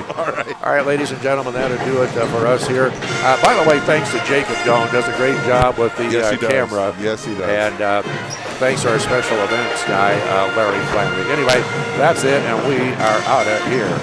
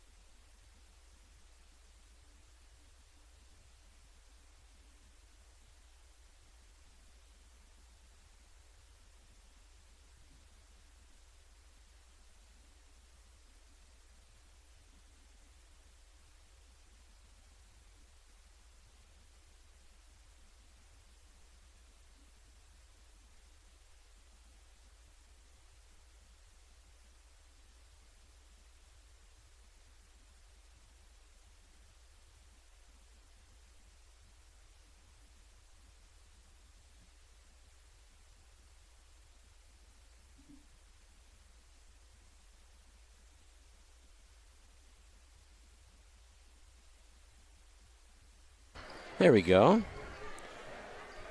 Testing, testing. Okay. There it is. Very good. Okay. Good evening and welcome to another exciting contest of Three Rivers Athletic Conference East basketball between your Kewanee Boiler Girls and the Princeton Tigresses. And this broadcast is being brought to you by these fine sponsors, and if not for them, we could not bring you these games. The State Bank of Toulon, Sullivan Foods, Chevy's Gaming Lounge, Ed Morris dealerships, that's Chevrolet and Buick, and La Concepcion. On behalf of our community, we are grateful to all our sponsors for giving those who couldn't make it in person the opportunity to listen in. My name is Russ Hughes. Alongside is Jeremy Peart, and the sophomores were victorious. They go to 16-1 on the season, Jeremy. Yeah, great season. Things are looking up for Boiler Girl basketball here, and we got another big game here tonight with the Varsity.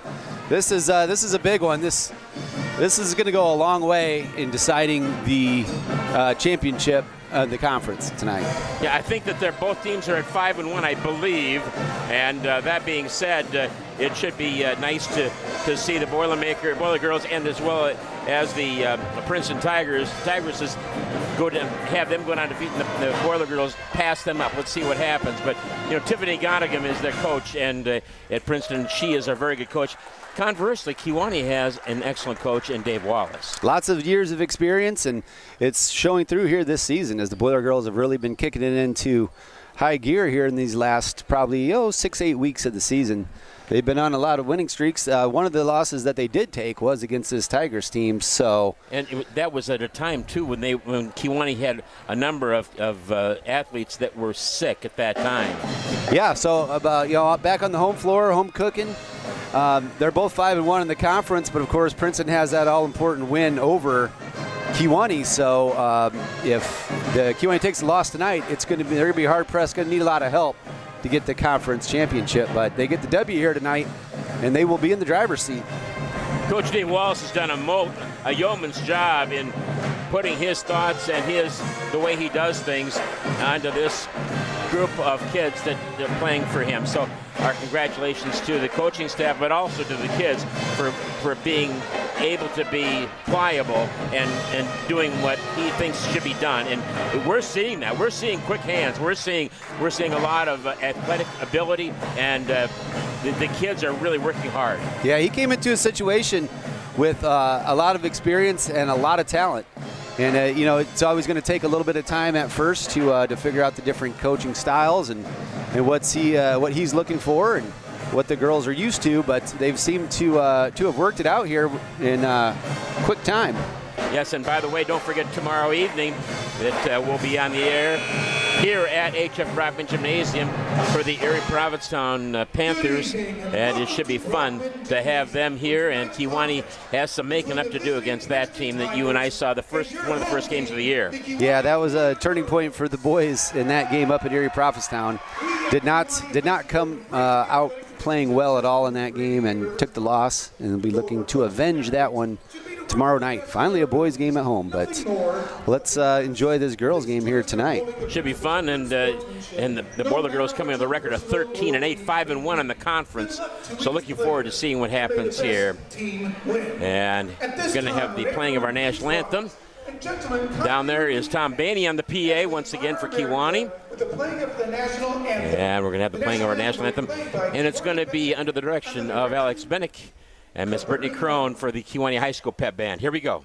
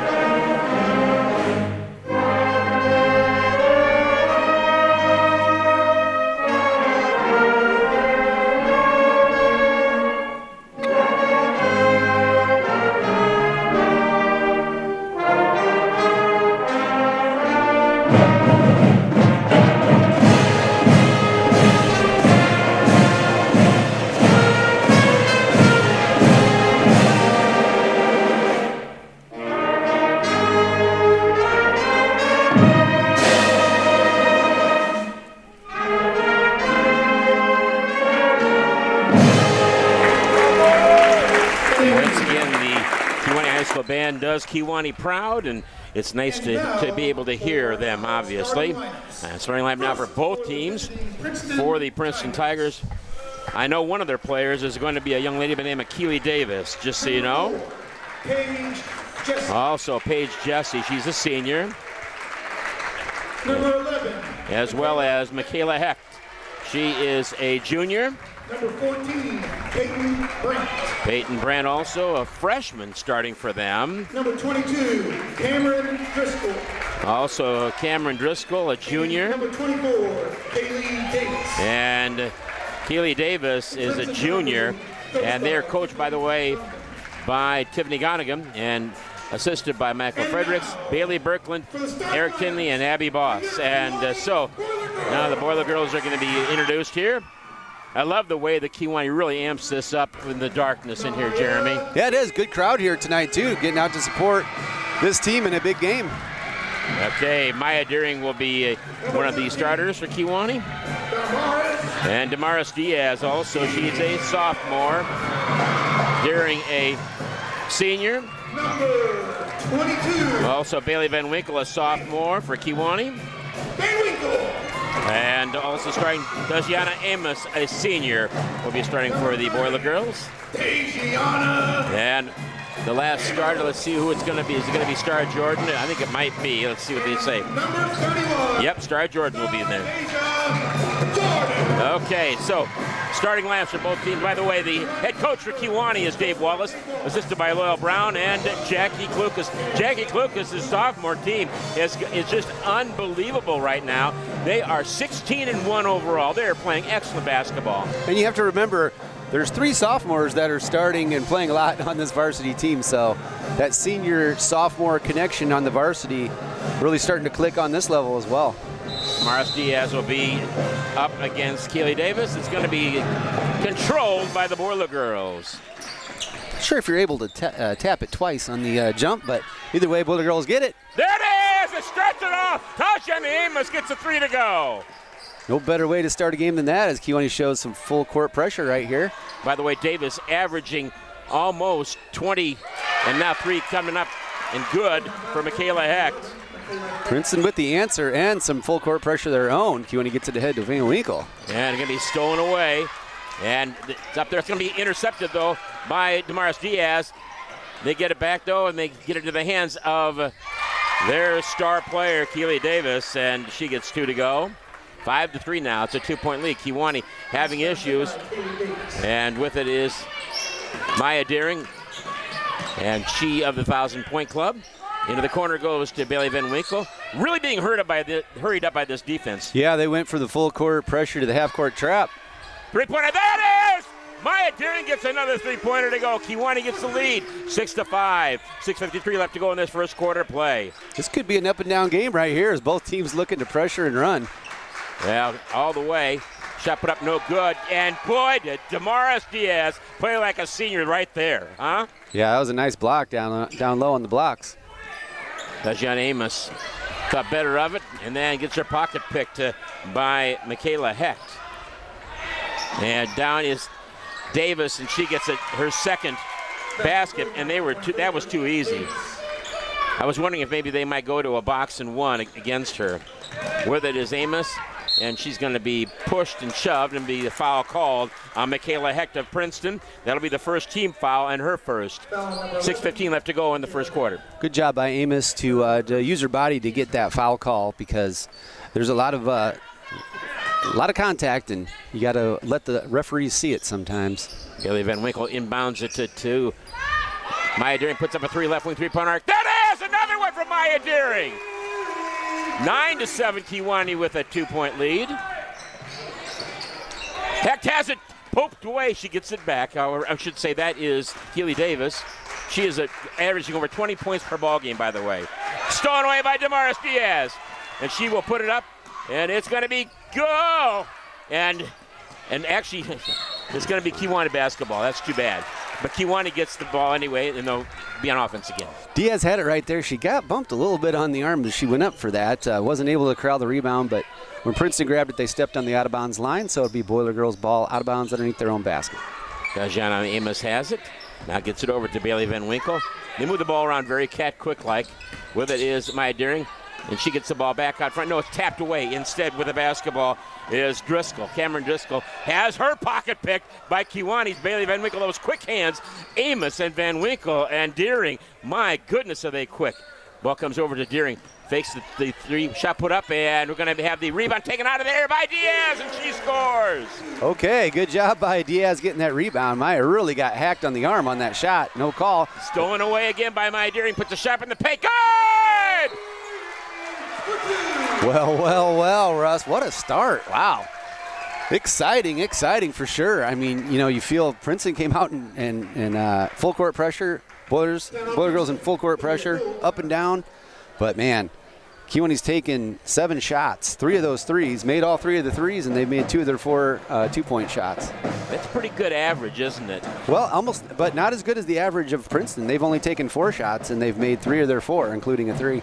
75% for them. Well, we just talked a little bit to Norm Vandermoon, by the way, the voice of the Princeton Tigers. A real good guy, and unfortunately he's not on the radio anymore, but he was mentioning a couple things, and it's good to talk to him. We saw him over at Princeton when the Boilermakers played over there. Yeah, good guy for sure. Like talking to Norm. He's good. By the way, don't forget about the folks that we have as our sponsors. And that, of course, for over 120 years, the State Bank of Toulon has been nurturing dreams and helping farmers grow. With competitive loan rates, operating loans, leases, or lines of credit, they specialize in business and agricultural lending. That's the State Bank of Toulon, with offices in Galva, Toulon, and Kiwani. Get ready for Boilermaker basketball or Boiler Girl basketball season with Sullivan Foods, who are big on favorites at Sullivan Foods and make this basketball season the tastiest yet. Go Boilermakers and go Boiler Girls. Ball's going to be taken away again by Kiwani. That's Maya Deering. She slows the pace down just a little bit, Jeremy. Yeah, it's been a quick start. Boy, everybody trying to catch their breath. And we're going to have the ball over. Good job. Bailey Van Winkle comes in to help, and she's double-teamed out there. Going to be out of bounds, and could have been a foul called there on Paige Jesse, but incidental contact, I guess you might say. And now Kiwani will have the ball in long to Amos. 13-7, Kiwani with 4:44 left to go in this first quarter. And it comes over now to Maya Deering. And she is being mugged over in the corner. It's going to be a physical game. If they're not going to call it, you're just going to have to be really strong with the ball.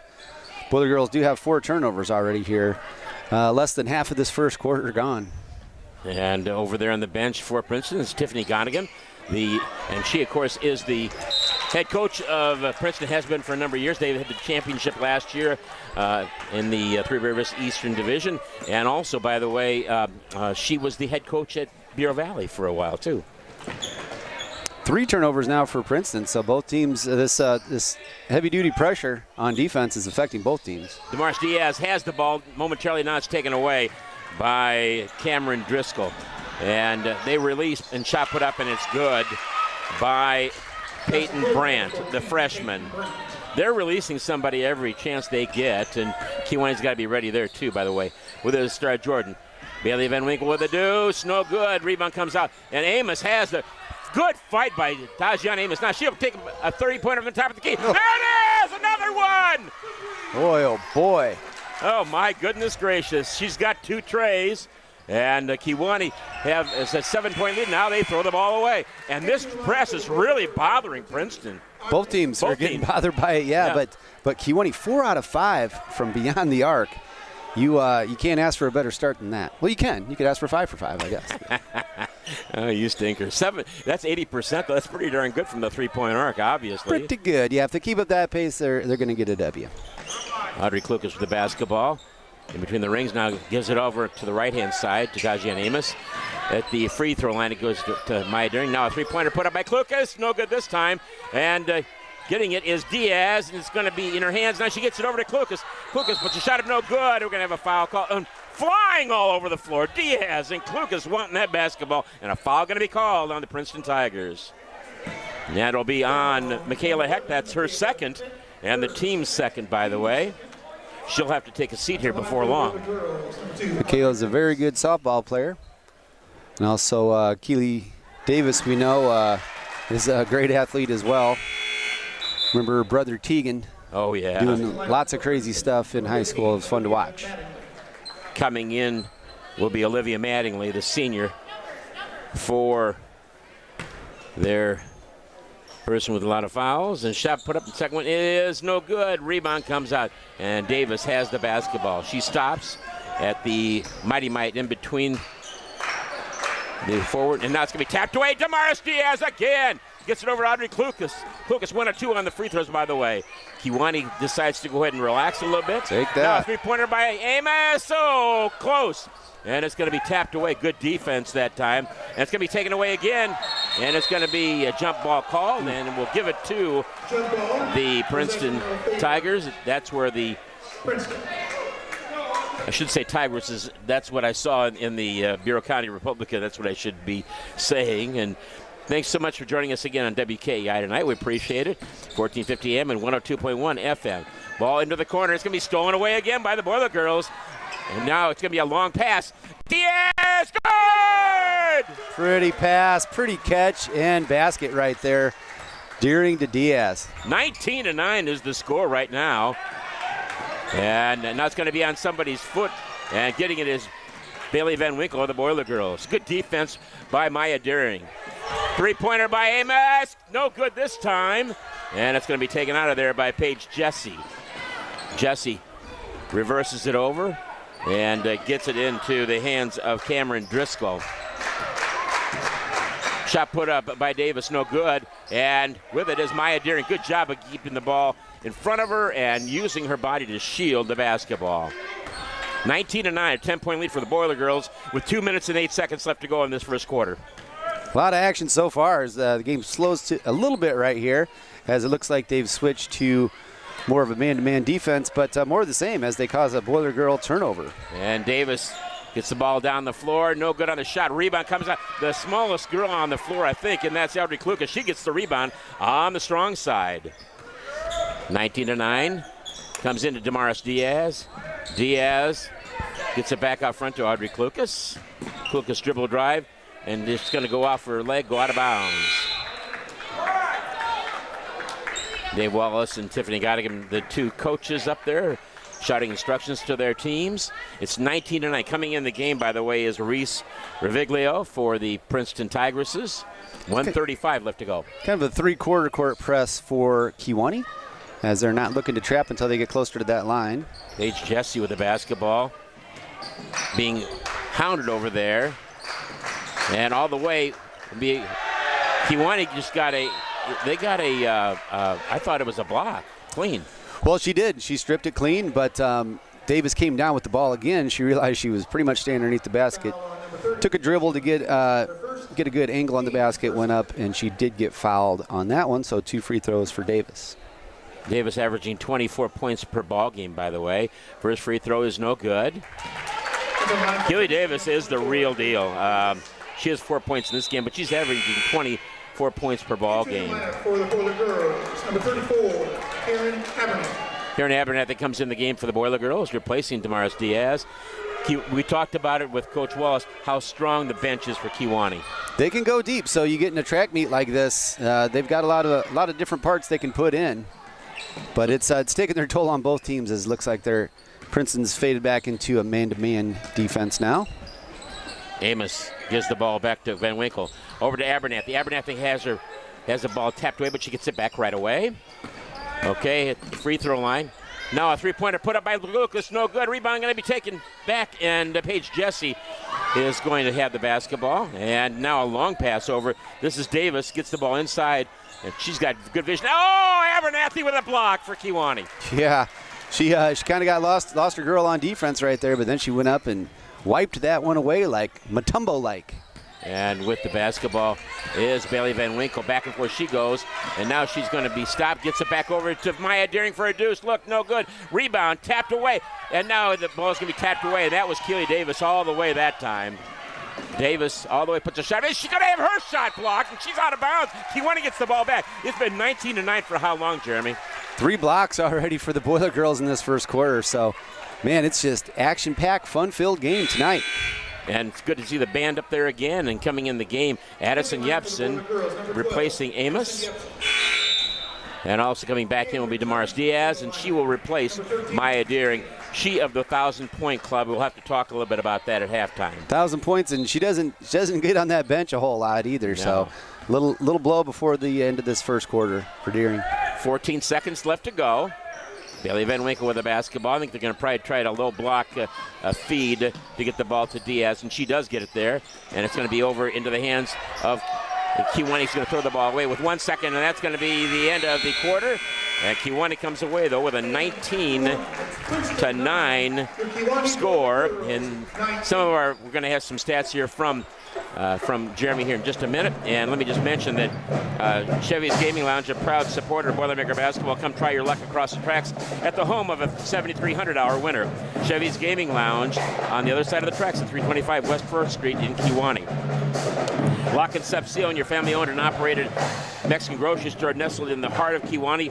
Explore a vast selection of authentic, quality, traditional Mexican products. Stop by La Concepcion today, and also don't forget about the folks over at Ed Morse Chevrolet and GMC is up to $50,000 off MSRP on select remaining models. Call or stop in today. Another proud supporter of Kiwani Boiler girl basketball. Lots of stats in that first quarter. Like you mentioned, it was stuck at 19-9 with probably 3 minutes to go in that quarter. So it was crazy that in like 7 minutes, or less than that, like 4 minutes, all those points were scored. Most of them, at least. Anyway, shooting in that quarter, the turnovers was the big key. Both teams, Kiwani with 8 turnovers, Princeton with 7. But the big stat, Kiwani making 4 3-pointers, just 1 for Princeton. And with the basketball, Kiwani struts in this quarter. Now Yepsen has the basketball. Just a sophomore. Gets the ball inside to Diaz. Puts a shot up from just inside the free throw line, and she scores. Pretty play right there as they found Diaz. Oh, tough call right there. They're going to give Van Winkle that foul, I think. Yeah. But she was waiting to grab the ball as she got trucked by the Princeton player. Davis, I think, ran her over, but that's how it's going to go. And full court pressure by the Boiler girls once again. And with it is Driscoll, almost stolen away from Davis. And they move the ball back and forth. It does take them about 8 seconds to get across the 10-second line, but as long as they get it there, I'm sure that's all they want to do. Davis, they've been taking out of their offense almost this entire first half. Three-pointer from the right side, and it's there. There it is. And scoring that time was Cameron Driscoll. Well, that's how they started scoring at the beginning of this game at the first quarter. Hopefully that's the last one of this quarter, as it was in the first. Over to the Boilermakers. Jepsen, no good on her shot, and taking the ball out of there now is Olivia Mattingly. Out there for the Boiler girls. We'll give it to you in just a minute. Now, three-pointer put up by Davis, no good, and it's going to come out and it's saved by Kiwani, and now it's going to be out of bounds, and it will be a timeout. I think Coach Wallace, got the timeout there instead of. I like this. She grabbed that ball right in the corner, and there was 2 Princeton players there to trap her. She did actually bounce it off one of their legs to retain it, but that was right as Coach Wallace was calling that timeout. So Kiwani will retain the possession, but that was a really fast pace. I don't think we can expect that again, at least not for every quarter. No. Fun to watch, though. Yeah, I do have to make mention that the Boilermakers and the Boiler girls are playing very well right now. I know the Boilermakers were on the road for 3 losses. The fact of the matter is, there's not a lot you can do at that point in time when you're playing Newman Central Catholic, the Princeton Tigers, and the Mendota Trojans, no matter what happened to this or that or such. But Kiwani has been able to go ahead and weather the storm, and I love the defense that Kiwani plays, both the boys and the girls. For sure. Let's see. Boiler girls coming back at it with a 9-point lead. Klukas with the basketball in between the rings. This is super soft for Kiwani. And she picks up the dribble, gives it over now to Yepsen. Yepsen getting it over now back to Klukas. And now goes over to Diaz. Nice job. And scoring is Diaz. What patience by the Boiler girls, huh? Yeah, they get that entry pass. If you just toss it up somewhere in the area of Damaris Diaz, she's going to go up. She's got great hands, great body control. Grabbed that ball, went up, put it in, and the foul. Peyton Brandt picks up her first, and the free throw is no good. But it's going to come out to Kiwani's Tajana Amos. And Kiwani really moving the basketball very well. And you said this is a zone, is that right, Jeremy? Yeah, it looks like they're in kind of a matchup zone right now, 2-3 zone. And Amos puts a shot. She'll be fouled by Davis, I believe. And so 2 free throws coming up for Tajian Amos of the Boiler Girls. She's got 6 points. She's got 2 3-pointers, by the way. I'm sorry, I told you wrong. It's Reese Reviglio. And that's her first and the team's second here in the second quarter. No good on the first free throw by Amos. Coming back in is going to be Bailey Van Winkle, replacing Jepsen. Jepsen gives them good quality minutes every time she's there, Addison Jepsen. And you're going to see a lot of kids come in and out for Kewanee. Second free throw by Amos is no good. Rebound by Bailey Van Winkle of the Boiler Girls. How strong is that? Ball comes into Deering, and she has it. She gets it back out to Diaz. Amos with a 3 look from the left side. No good at the front of the rim. Can they get it back? Yes, they do. Deering has it. And now it comes into Diaz. Over to Klukas. Klukas puts a shot up, no good. Rebound is going to be on the floor. We're going to have a traveling call. And Kewanee keeps the basketball. Jeremy, this is ridiculous, huh? This pace is just, and I'm not being mean when I say that. I mean, the Boiler Girls just are really out hustling Princeton right now. They're getting to every loose ball, every rebound, and we just got to love the effort here by the Boiler Girls. And Amos has it. She does not take the shot. Gets it over and then to Demaya Deering. Over to Audrey Klukas. They go around the horn, and they're moving the ball and trying to beat that zone, aren't they? Yep, moving it side to side, dribble drive, and finds Deering open. And that is for Maya Deering. She gets her third 3-pointer. And Kewanee has got a 14-point lead, 26-12 with 5:34 left to go in this first quarter. Kewanee's not calling off that trap yet, as it works right there as Deering tips it away. Tipped back to Princeton, though. And with the basketball of the Tigers, 2 steals in a row there. Shot, the block from behind by Diaz. Now Davis all the way will put the shot up, and she will miss it. And Kewanee will have it, and we're going to have a jump ball call that will give it over to Princeton. Princeton having a lot of trouble that I did not expect, obviously. Diaz had a great block again. That's a 4th block for Kewanee so far. It was still 5 minutes to go in the second quarter. Well, you know what? I'm going to keep my coaching to myself. I thought maybe they might want to put a box of one on Davis, and they did not do that. They just played really good defense against everybody. Oh, there it is right there. T. Amos pokes it away as they tried to get it into Davis. Long pass over to Maya Deering. Now Amos has it, left wing 3-point arc, and it's going to be tapped out of her hands, and getting it back was Cameron Driscoll. And now we're going to have a traveling call on, and that's what happens when you're getting the ball knocked away from you. You're going to make mistakes. Yep, for sure. Yeah, the pass there, she wasn't able to gather it in, so took an extra step. And looking at the signs across the way, it looks like Keely Davis is going for her 1,000th point tonight. She's just a junior, by the way. It goes over to Audrey Klukas now. 4:44 left to go. And boy, Deering just gotten whacked, and shot put up, no good. Rebound by Diaz, and now from the side, a 2-pointer, no good. Rebound by Diaz, by Deering again. Deering get the ball over to Diaz, and she scores. Oh my goodness. You can find her underneath. She knows how to get that ball up and in the hoop. She's got 10 points already for the Boiler Girls. 4:19 left to go in this first half. Kewanee with a 16-point lead, almost stolen away again by Kewanee. Now it's going to be kicked by Damaris Diaz. Boy, she's having a marvelous game. Oh, yeah, just everywhere. But all the Boiler Girls are really, you see Maximum, you see they were hyped up for this game tonight. And it's really showed, and to the tune of a 28-12 lead here halfway through the second quarter. With the basketball, the Princeton Tigresses, they get the ball in, and getting it is Michaela Heck. She's got 2 fouls, by the way. They move the ball around very well. And Cameron Driscoll dribbles to the left-hand side. She's cut off there. Almost a foul there by Kewanee. Now a 2 3-pointer put up, and no good this time. And getting it, Maya Deering has it. She rips it out of there. I have a little thing for you to know about, too. You know that Maya Deering with 1,000 points is the only person who has a father from Kewanee, Marcus Deering, who also had 1,000 points. Oh, that's nice. That was from Mr. Costenson, Coach Costenson. 3:33 left to go in this first half. Want to make mention of that. And now it comes over to Audrey Klukas. That was a teammate of Marcus.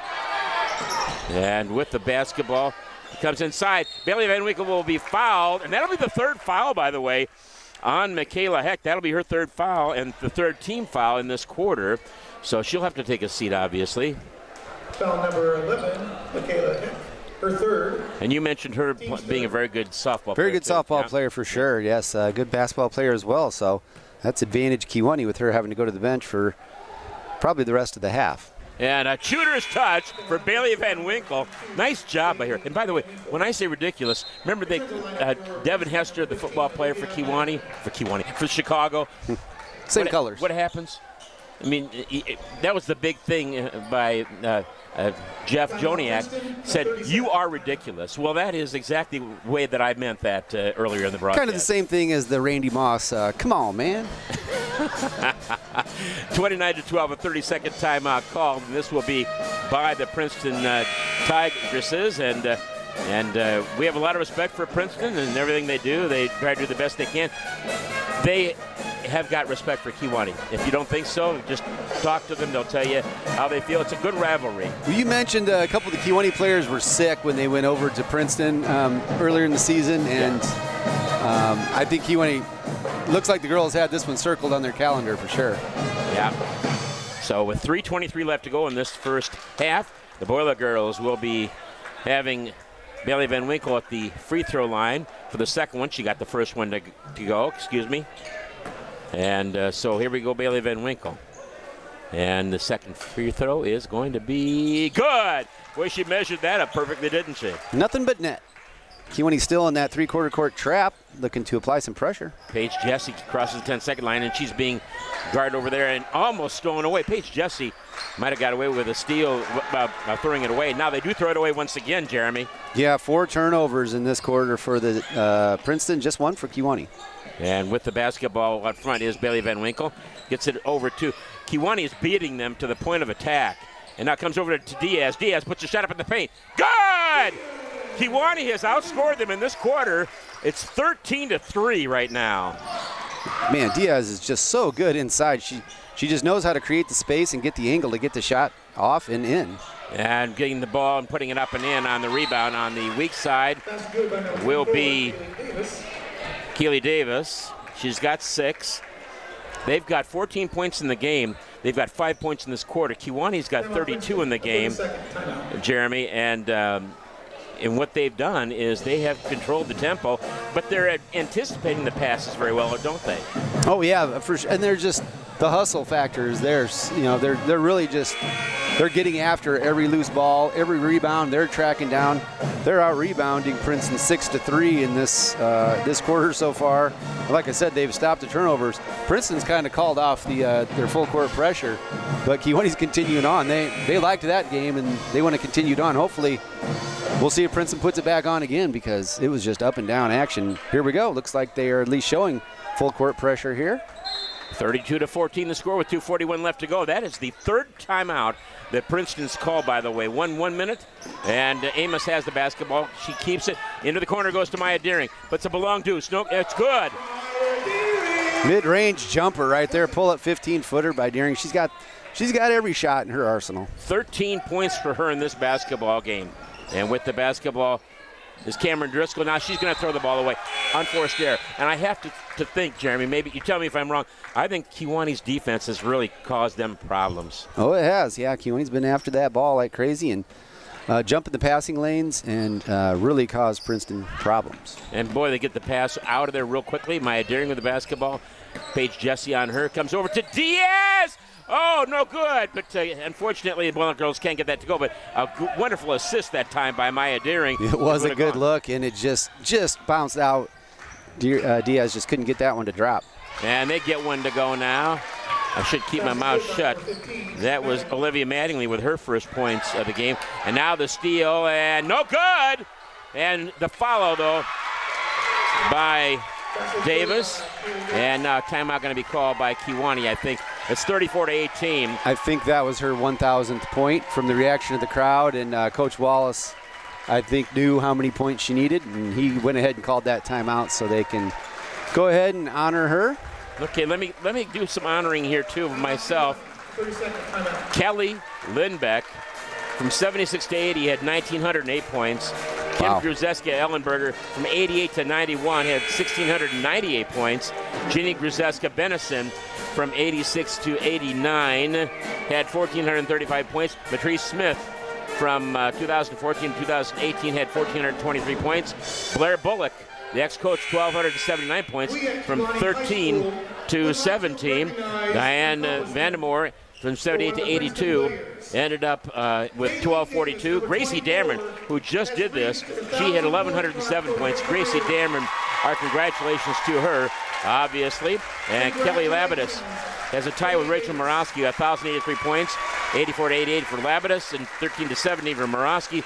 Jamie Townsend from 82 to 85 at 1,015. Real classy move there by Kewanee High School to stop the game and announce the 1,000 point and get a standing ovation for a great player for the opposing team. And with the basketball, unfortunately, Cameron Driscoll puts a shot, no good. Rebound comes out, and the foul, though, on the weak side. Oh, my goodness, a little bit of fisticuffs there underneath by number 20 over there. And now we're going to have a jump ball called. We'll stay with Kewanee and the honoring possession. Number 20 over there gave a real, almost a punch. Oh, I didn't see it. I was marking down the stats there. It's really tough if you're going to press this Kewanee team. Deering is so strong with the ball. Van Winkle really takes care of the ball and strong with it. And so is T. Amos. So a little bit of spark right here for the Princeton after they got that 1,000th point. But this could take away the action. But no good on the three there by Klukas. But Kewanee gets the rebound. Yeah, Diaz gets the ball back, which is nice. And now it comes back over into the corner to Deering for a three. Look, no good. It's going to be taken out of there by Keely Davis. That's Reese Reviglio, who was such a really not very nice down there. It looked like almost it wasn't an elbow. It was a kind of a push back like that, and the official didn't see it. That's going to be a foul called now, unfortunately, on Audrey Klukas. That's her Tough first foul right there. She really just she got her with the body a little bit right in the sidelines, but the Princeton player was losing the ball kind of anyway without the contact. But either way, it'll be a foul on Kewanee, and 35 seconds left to go in this half. And the ball comes over into the corner for a three look, and it's going to be no good. Rebound comes off. Maya Deering has it. She's off to the races. Can she get it? No, it's going to be knocked out of bounds. 25.4 seconds left to go in this first half. Kewanee with a 34-20 lead. Now, it was 34 to 12 at one point. So Kewanee needs to get this back up. Ball comes in to Audrey Klukas. And now over to Bailey Van Winkle for a long deuce from the side. No good. The rebound's going to come in, and we're going to have a jump ball called. And actually, that was good at 19.4 seconds left to go in this quarter because Kewanee then will get the ball to start the second half. Yes, indeed. That was a nice breakaway right there. Davis chased down Deering. So two prolific scorers going up head-to-head against each other as Princeton throws it away. And Deering has it again, and she will get it over to Bailey Van Winkle, and it's going to be 10 seconds left to go. Davis is going to take it the length of the floor, and she puts a shot up, and it's going to be good with 4 seconds left. Big finish for the Princeton right here. That really, as you mentioned, it was 34-12. Yeah. So a 10-0 run by Princeton there to end this half, but Kewanee remains with a 12-point lead. So yeah, Kewanee had a 22-point lead at one point a couple of minutes ago. Yeah, that's too bad because Kewanee did have that real nice lead like we talked about. Kewanee scores 19 points in the first quarter, 15 in the second quarter. And let me do some of our advertisers. We sure do appreciate them. For over 120 years, the State Bank of Tulane has been nurturing dreams and helping farmers grow. With competitive loan rates, operating loans, leases, or lines of credit, they specialize in business and agricultural lending. Get ready for Boiler Girl basketball season with Sullivan Foods. Score big on favorites at Sullivan Foods and make this basketball season the tastiest yet. Go Boiler Girls. Chevy's Gaming Lounge, a proud sponsor of Boiler Girl basketball. Come try your luck across the tracks at the home of a $7,300 winner. Chevy's Gaming Lounge on the other side of the tracks at 325 West 4th Street in Kewanee. And don't forget about La Concepcion, your family-owned and operated Mexican grocery store nestled in the heart of Kewanee. Explore a vast selection of authentic, quality, traditional Mexican products. Stop by La Concepcion today. And also, a place that near and dear to me, it's because that's where I work. Ed Moore's dealerships, Ed Moore Chevrolet and GMC at Kewanee, up to $15,000 off MSRP on select remaining models. Call or stop in today. A proud sponsor of Kewanee Boiler Girl basketball, and this has been fun. Now they're showing the wrestling, and I was lucky enough to watch Kewanee in a duel with the Orion Chargers, and the Boilermakers, wrestling Boilermakers, come away with a huge victory, 60-15, and that is a really good job by Kewanee. And our congratulations to Coach Charlie Eads.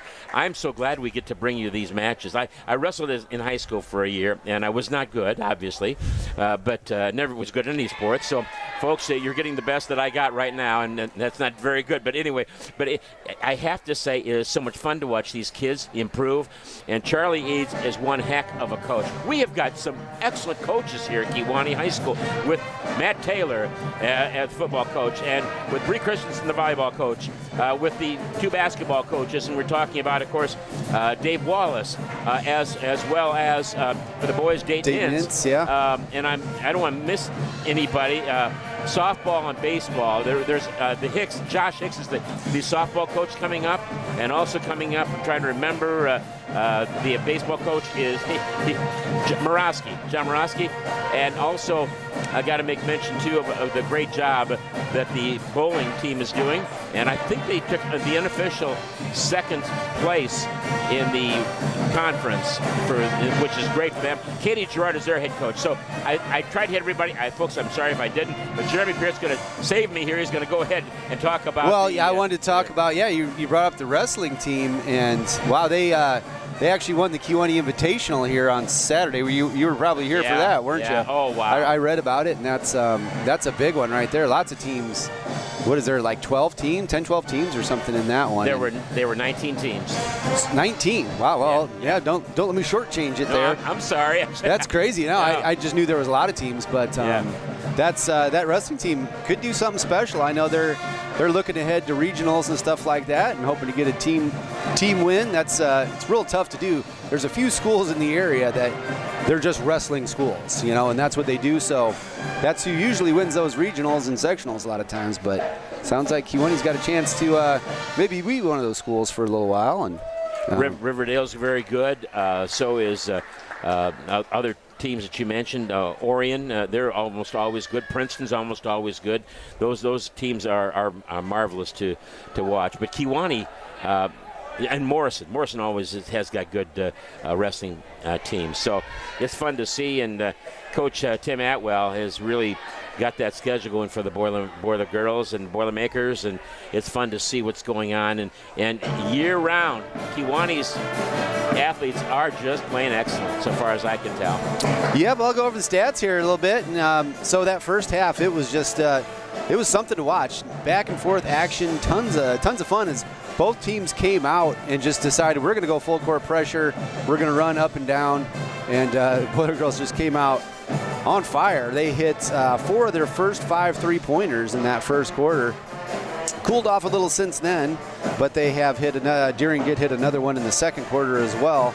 But then Princeton came back with that flourish at the end. It was right basically when Davis scored her 1,000th point. They stopped it. They got a little momentum. They had their fans cheering. They got their signs over there. I'm sure the friends and family had that. We just saw that a week ago, really, with Deering here on Saturday when she got her 1,000th point. So a fun time, but that really did give a boost to the Tigers as they went on a 10-0 run to close the first half. But the Kewanee remains with a 12-point lead, 34-22 here at half. Shooting in that first half, 2-point shots, 8 out of 18 for the Boiler Girls, 8 out of 15 for the Tigers.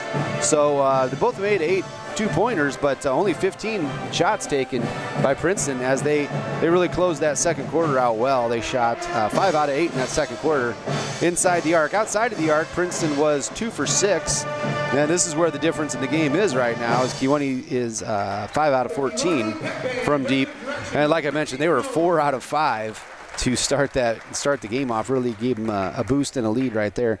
Kewanee just hustling everywhere, getting every loose ball, every rebound. 14 rebounds for Kewanee, 10 for Princeton. And a lot of turnovers on both sides, but a couple more for Princeton, as that defense and that fast break offense has really been fun to watch. Caused 13 turnovers for Princeton and 11 for Kewanee. So score was 19-9 after the first quarter. 34-22 is where we sit here at halftime. And the boy girls really got to come out tough here in this third quarter.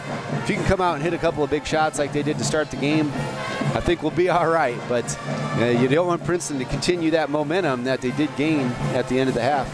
That's for sure. And Kewanee will get the ball to start the second half, by the way, and they'll be at the south end of the gymnasium. Got to make mention, I went to the skin doctor here. At Dr. Feynman, I bet. Yeah, Dr. Feynman.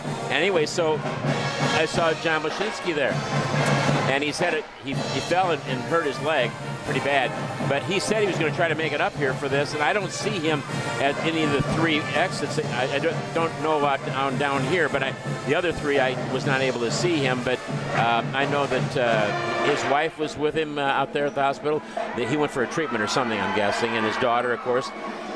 So, congratulations to them for what they have gone through. I mean, I'm happy that they have done what they've done for Kewanee basketball. He has really pushed it hard, but it's also his wife, Miss Blashinsky, Liz, who has put up with us for how many years, Well, since the beginning of Kewanee basketball. Yeah. I would assume. I mean, he was there when my Aunt Karen was playing in the mid 70s. So 50 years plus. He's seen it all. Yeah. So congratulations to John Blashinsky, and we're looking forward to getting him here at some more home games, obviously. Since we brought you to the last game, Kewanee was supposed to play the Amboy Clippers here at home, but because of the cold on Monday night, they decided to call that off. And actually, I was a pretty sick puppy on Tuesday, so I could not have done the game anyway. It was Tuesday. It was supposed to be here.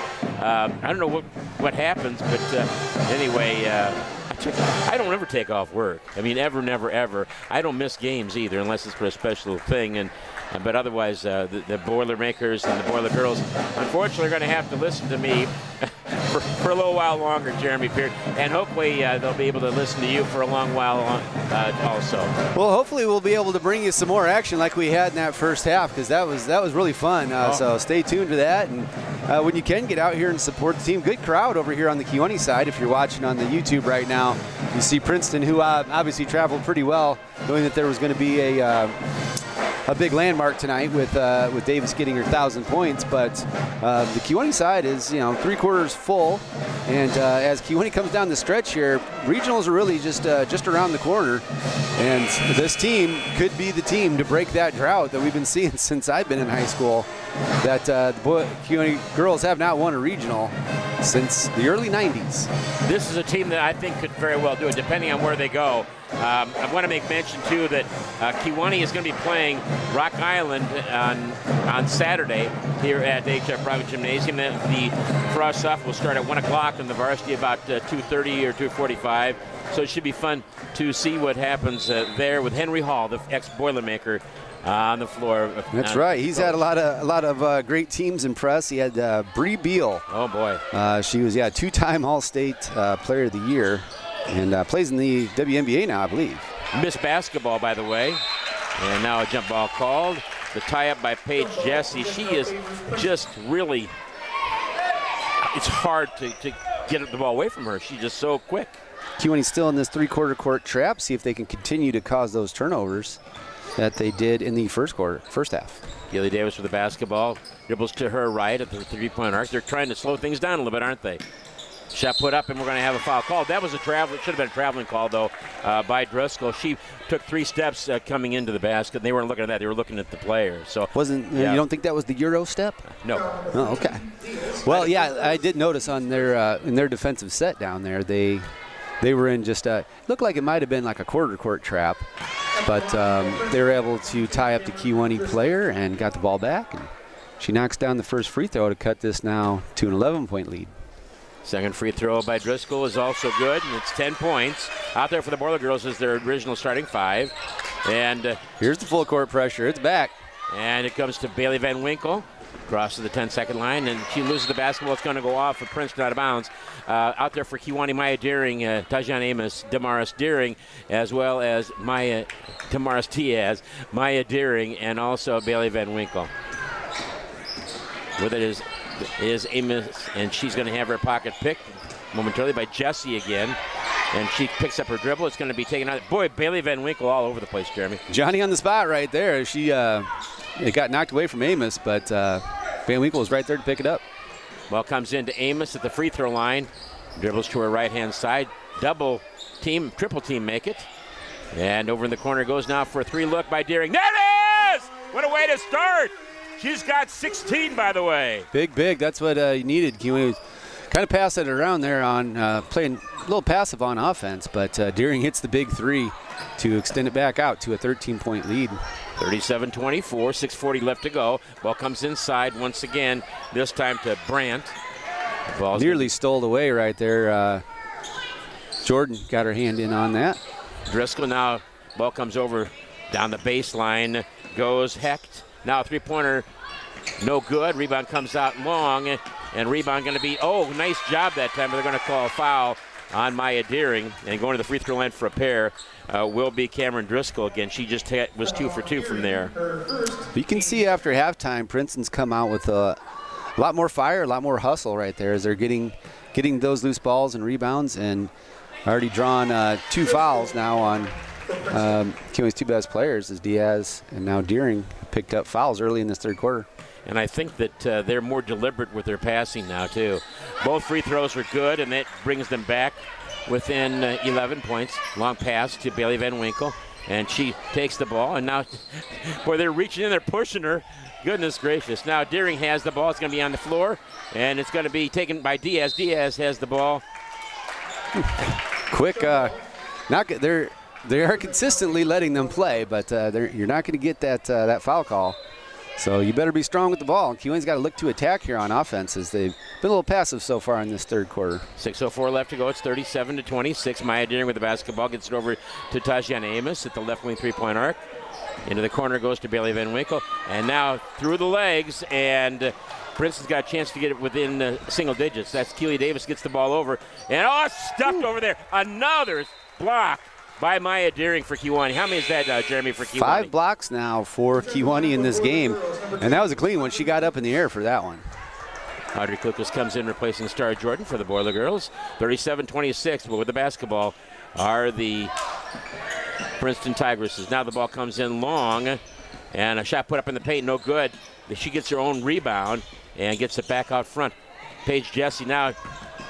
Driscoll has it, no good on her shot, and coming in, crashing in there that time is Davis, no call. Knocked it away from her own player right there. It couldn't be a foul because she fouled her own player.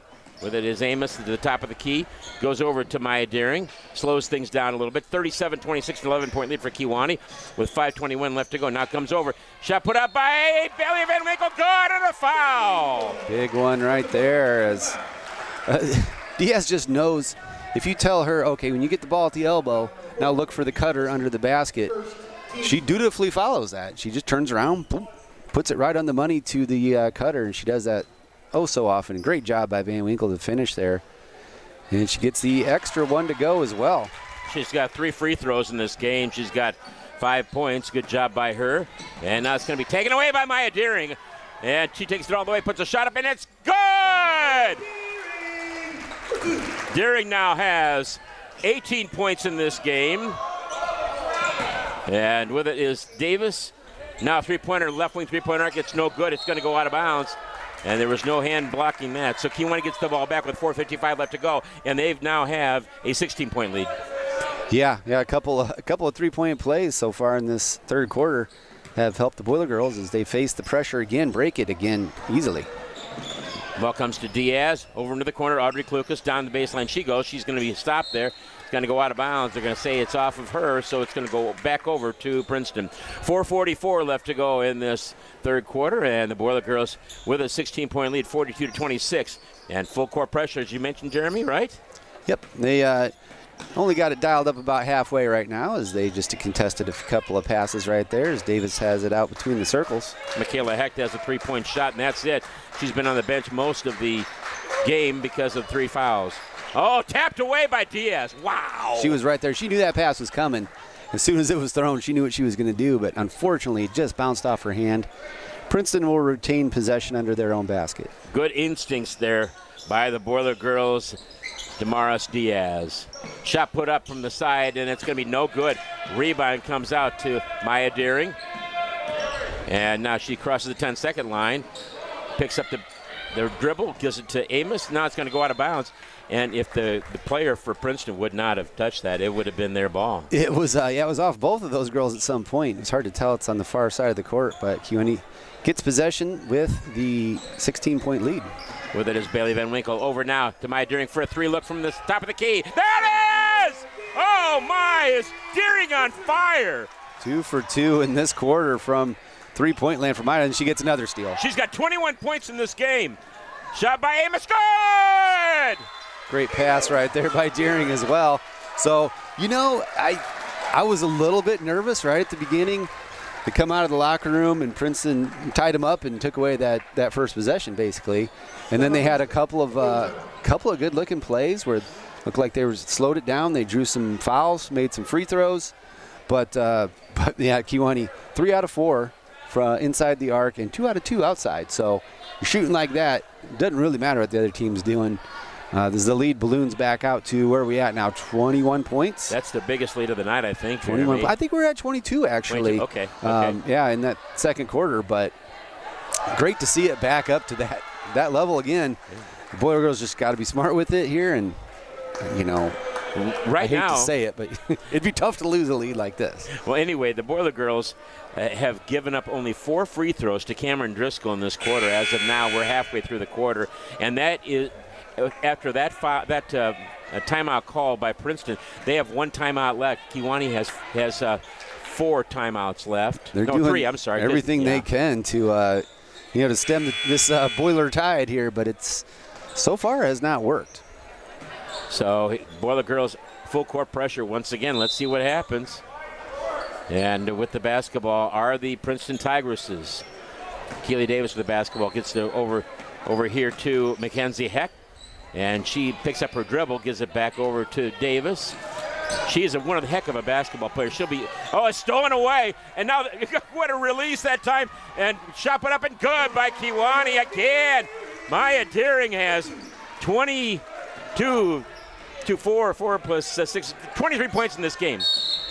And no good on the shot. A foul going to be called on Audrey Klukas. And they'll have someone go to the free throw line. That, of course, will be Michaela Hecht. Sorry, Jeremy, I get excited. This is an exciting one, that's for sure. My. Gotta love anytime you're beating Princeton by 23 points in the third quarter. Be excited. First free throw is up, and it's good. They sure know how to shoot free throws. They did miss 2, but for the most part, they're 5 for 5 in this quarter from the free throw line. Make it 6 for 6. That one timeout call for Kewanee was a nice courtesy call by Coach Wallace, who did that to allow him to celebrate the 1,000th point of Keely Davis. It was classy, wasn't it? Speaking of classy, there's Maya Deering, gets it over to Audrey Klukas and tried to get it down low. It's intercepted over there, filling the passing lane. And now with it, a shot put up by Davis. No good. Rebound comes out to Maya Deering, and she has it. And she's going to get a timeout called now. And this is a good time to have that timeout called. What do you think, Jeremy? Oh, yeah, she was just going to have to heave that one, as she was really in the corner. 2 Princeton players had her locked in jail pretty good there. So Coach Wallace uses a timeout right there, saves the possession. We've got 3:01 left here in the third quarter, 49-28. I want to say that a lot. 21-point lead. Anyway, I want to make mention again on the Kewanee Boiler Shop. We mentioned that the player of the week last week was Maya Deering. And this week, thus far, it is the Kewanee defense, but I cannot give it to them yet, the boys and girls. I have to say congratulations to the wrestling team for winning their own invite. 19 teams. And that's just tremendous. And trying to shortchange them, saying 12. It was like, no, almost 20. You're fine. I should have said 20. At least overshoot it, a little bit. Well, you've been able to learn not to do what I do, which is I exaggerate too much, obviously. Well, you can always round up for your own team. That's true. Well, anyway, but they're going to be the team the team of the week next week on Friday. But it's been a fun game thus far for Kewanee. The 1-minute timeout, really smart play that time Taking the ball out of bounds will be Damaris Diaz of the Kewanee Boiler Girls, facing this full court pressure. Continue to attack it like they have been all game. As like you said, when you have a player like Deering who's so strong, she can break it with the dribble, and she's got her head up. She can find the open players, and that's it's really tough to press this Kewanee team. And it comes over. Good ball movement by the Boiler Girls, huh? For sure. Yep, they look like they know where they're going with it. They find a wide open Deering. Three-pointer, no good. And it's going to be taken out of there by Diaz momentarily. Now it's going to be on the floor. Let's see if they're going to be a tie-up. Yes. And the possession arrow gives it to Princeton. Kewanee up by 21 in this game with 2:39 left to go. I thought Deering had that one too. Me too. That would have been the third of the third quarter. There's something to be said about that, isn't it? Ooh, Diaz just narrowly missed the steal right there as Kewanee still in that three-quarter court trap, and they fall back to man-to-man defense. Keely Davis now being guarded way away from the basket by Damaris Diaz. And now they move the ball pretty well, too. And now should have been a traveling call there. There was no foul there. That was a traveling call. Well, she just put her shoulder down and went right into Diaz, who I was watching. She was watching Davis, actually keeping an eye on her. And that'd be 22, Driscoll. Yeah. Dribbled right into her. I mean, Diaz is a strong woman, and she moved basically when she got hit. And she slapped at it when she went up for the shot, but that was probably after some steps. But either way here, they convert those free throws and still trapping. Kewanee breaks it, gets across half court to Deering. Deering has the basketball, 49-29, 20-point lead for Kewanee. Amos fakes the three, now comes back out, dribbles back out, and gets the ball back over to Bailey Van Winkle. Good job by Bailey to go ahead and get the basketball. Diaz has it, gets it back over, and it's going to be stolen over there by Driscoll, and she'll take the ball all the way and she'll score. 18-point lead now for Kewanee. They were determined on that possession, on that defensive set, to get the ball from Kewanee, and they accomplished their mission on that one. 1:47 left to go in this third quarter, and Kewanee with an 18-point lead, 49-31. Van Winkle to the right side, or left side, I should say, to Audrey Klukas. They move the ball around pretty well. Klukas left wing three-point arc. Now Amos, and she's going to have the ball knocked out of her hands. And again, they're reaching in all over the place. She's just so smooth with that ball, and she gets it inside, draws the defense. Oh. Diaz goes up and does what she does in the lane. And Diaz has 12 points. So two players in double figures for Kewanee as of right now. And Paige Davis gets the ball back over to, or Paige Jesse, over to Keely Davis. Now the ball's going to be thrown away. Kewanee gets the ball back. Yeah, errant pass right there. Not really on the defense, but Kewanee's going to get that ball back. Look like got a minute left in this third quarter. See if they can expand on this 20-point lead.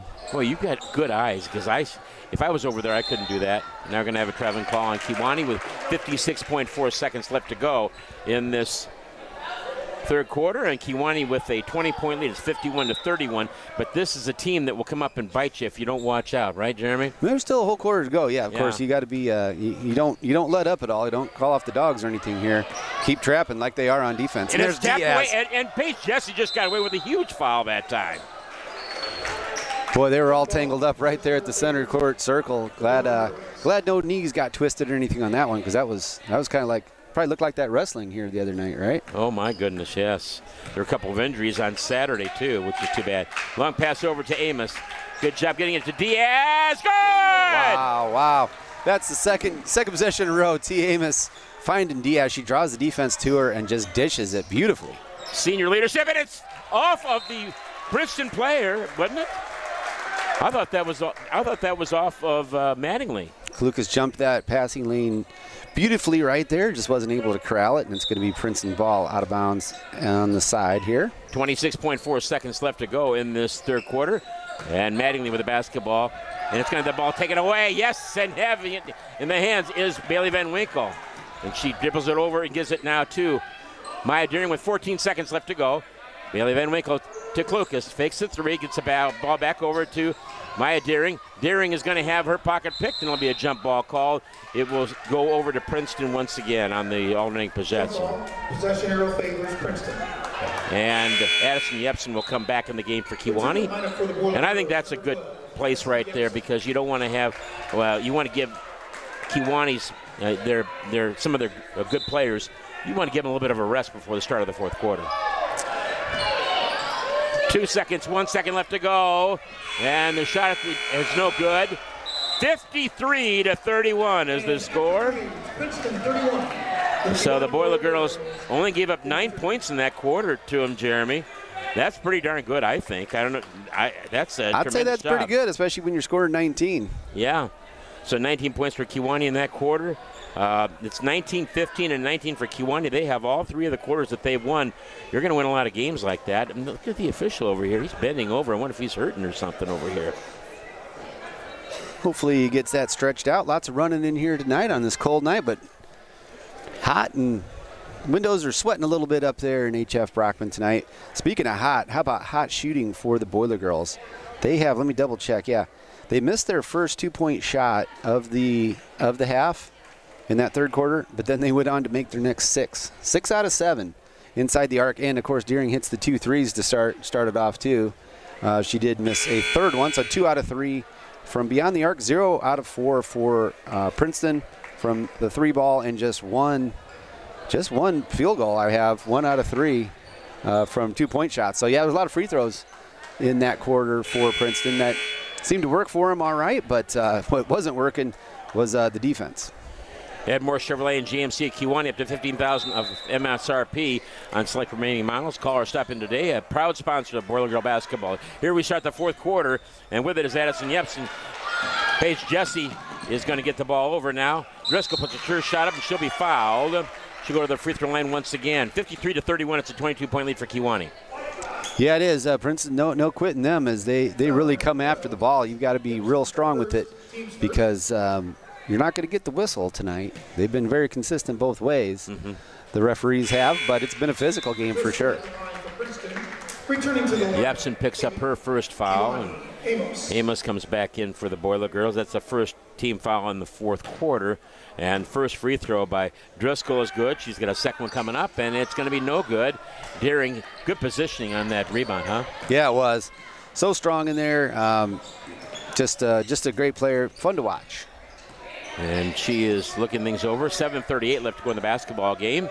Deering now being pressured by Davis. Back out there, back where she goes. It's it back to Amos. Amos at the three-point arc to the left side. A foul going to be called now on Princeton, and that's exactly what Princeton wants because of the fact Jesse picks up her second and the team's first here in the fourth quarter. They only had one team foul in that third quarter, by the way, Jeremy. I think we're probably looking at one of the conference player of the year out here. Those two guarding each other. Yeah. You know who my vote would go for, but I'd say those are the two front runners right there. Me too. I agree with you 100%. A lot of pushing there. Going to get a 5-second call on her, though. Yeah. So another turnover for Kewanee. 7:15 left to go in this basketball game. Kewanee up by 21, 53-32. By the way, don't forget about Chevy's Gaming Lounge, a proud supporter of Boiler Girl basketball. Come try your luck across the tracks at the home of a $7,300 winner, Chevy's Gaming Lounge on the other side of the tracks at 325 West 4th Street. And boy, Audrey Klukas with a nice job and gets it to Amos. No!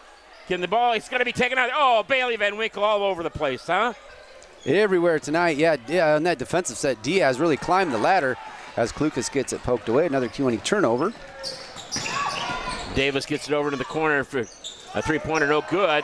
And getting the ball is Diaz. 6:46 left to go in this basketball game. Kewanee leading it by a score of 53-32. They've really got an offensive explosion for the Boiler girls in this game.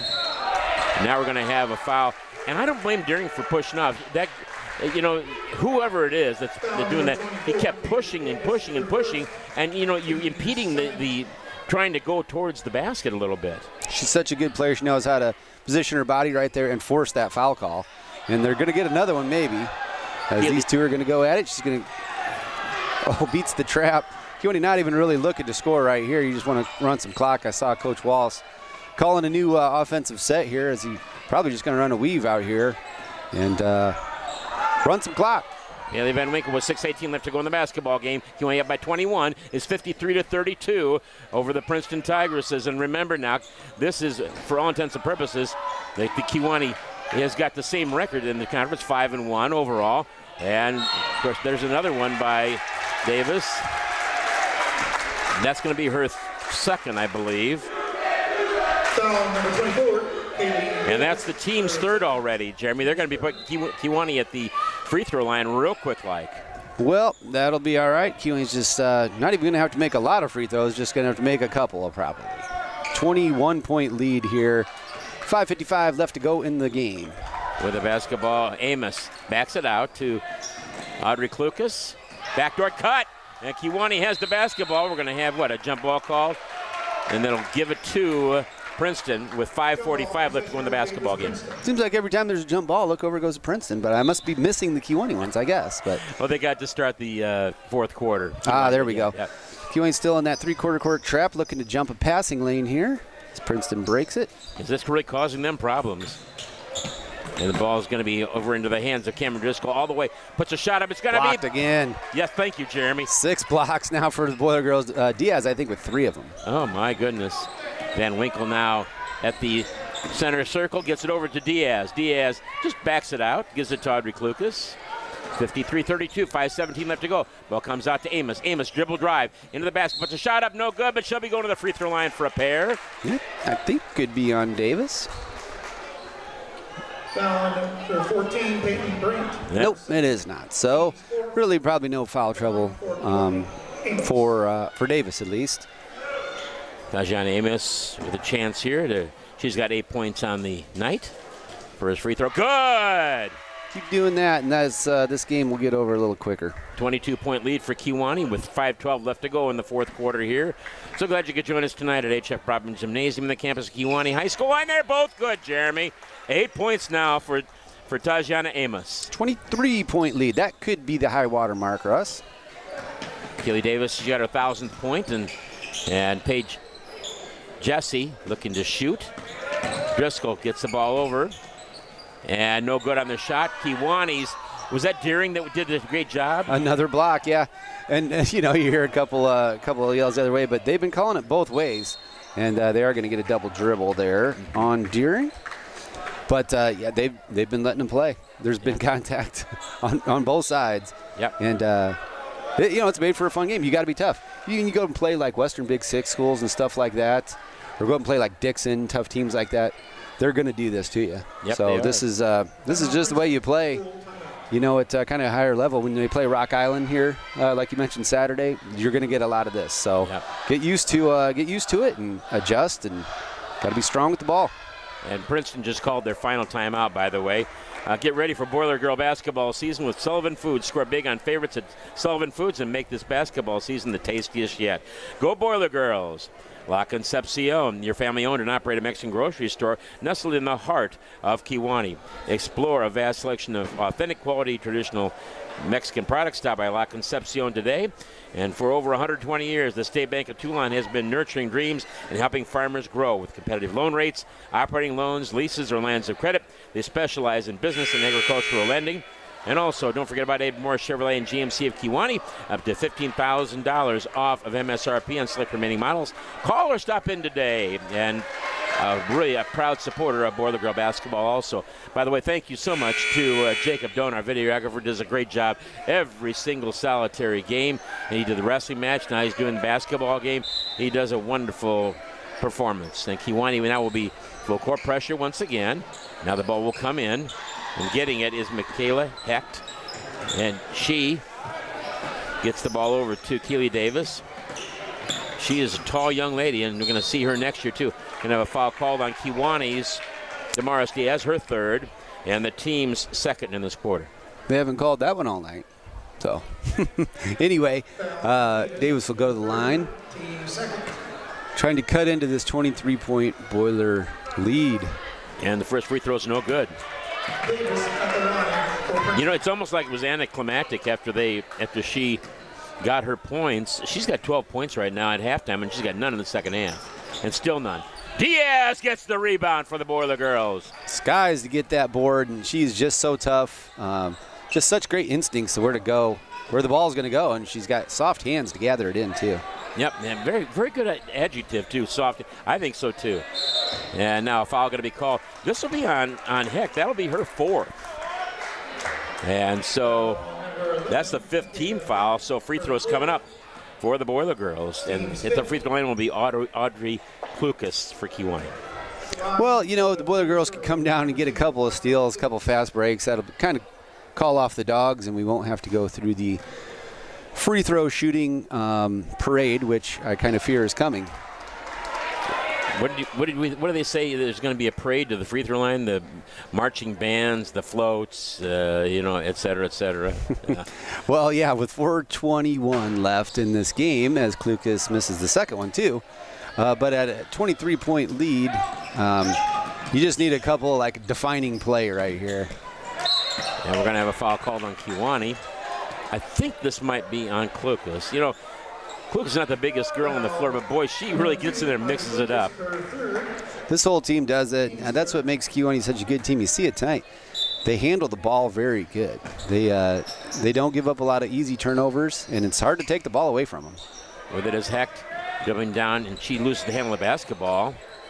And with it is Davis, and no good on her shot. The foul, going to be a foul on Deering. And going to the free throw line will be Peyton Brandt for a pair. She's got 2 points. Yeah, Driscoll, they only got 1 point in this quarter, Jeremy? Yeah, they've only got 1 point in this quarter where we're halfway through. Kewanee's only got 2 points in this quarter. We're halfway through. I just went to mark the rebound down, and I realized that was their first rebound of this quarter. So it's just been a lot of fouling on the other end. And At the line for Princeton. just first rebound. They do not have a basket yet either. Hecht comes in, or I should say goes out of the game and replaced by Mattingly. No good on the second free throw, and ball's going to be thrown away, and Kewanee gets the ball back.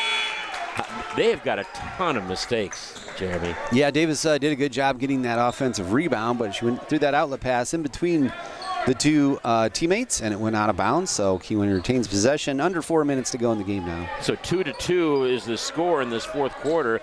They're all free throws that have been made, by the way, for both teams. Deering gets the ball back out. Diaz gives it over to Klukas. They back it out nicely. 55-33, 3:38 left to go. 2-pointer up, no good off the front of the rim. It's going to be taken out. Oh, Klukas with a nice job of getting that basketball. Gets it to Deering right away. And Deering really getting frustrated with the defense. It's nothing personal, it's just what they do. And good job by Deering athletically to get that basketball back. And her and Diaz, you just throw the ball anywhere near and they get it. As I say that, of course, Diaz gets the ball knocked away on the entry pass there. Deering just picked up her third foul, by the way.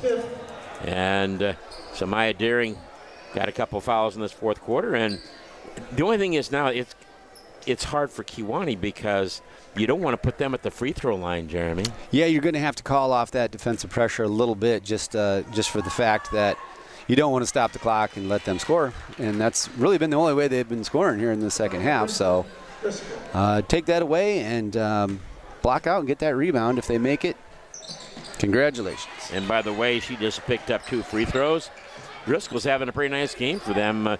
She's the only one really been scoring with any authority here in this second half, and they're all been free throws except for 1 deuce. Bailey Van Winkle gives it up to Deering. 3 minutes left to go in the basketball game. Comes in now to Diaz. Diaz backs it out once again. And give Davis a lot of credit. She's just getting after defensively. And now you can see Coach Wallace over there telling his players where they need to be. And down the baseline. Oh, beautiful pass right there. Ooh, Diaz with a rare miss, but she does get fouled after she gets the rebound.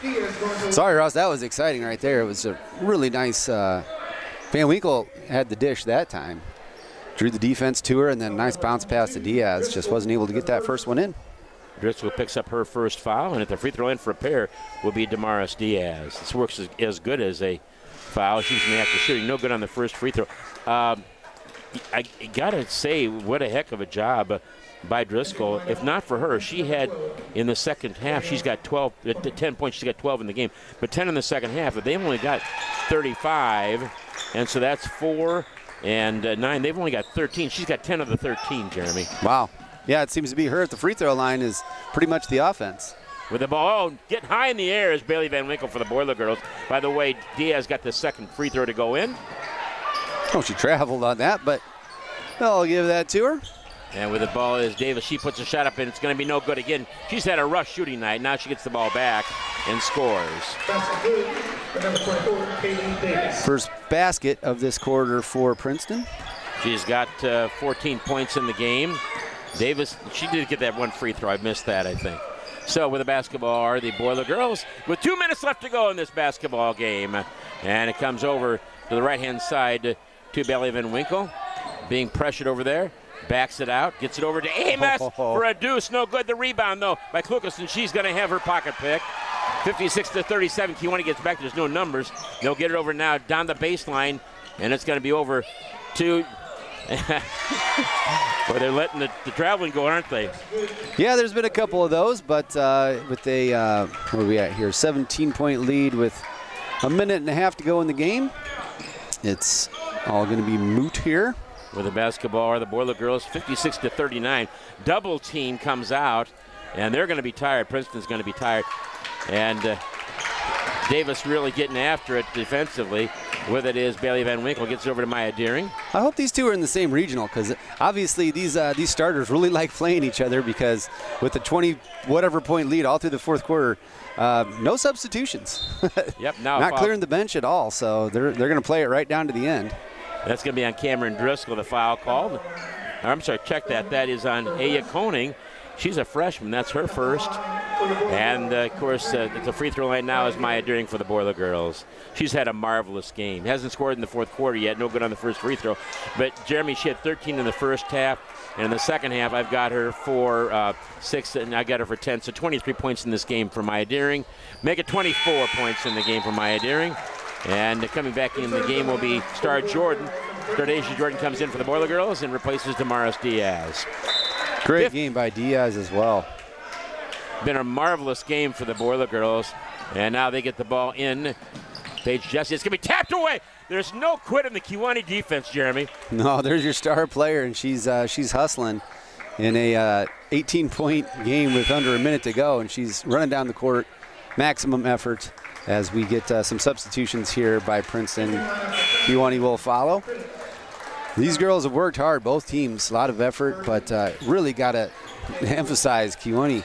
They really wanted this one tonight, and I think we saw 100% effort and good shooting. Coming in the game for Princeton will be Nevia Briddick, and also coming in is Danica Burden.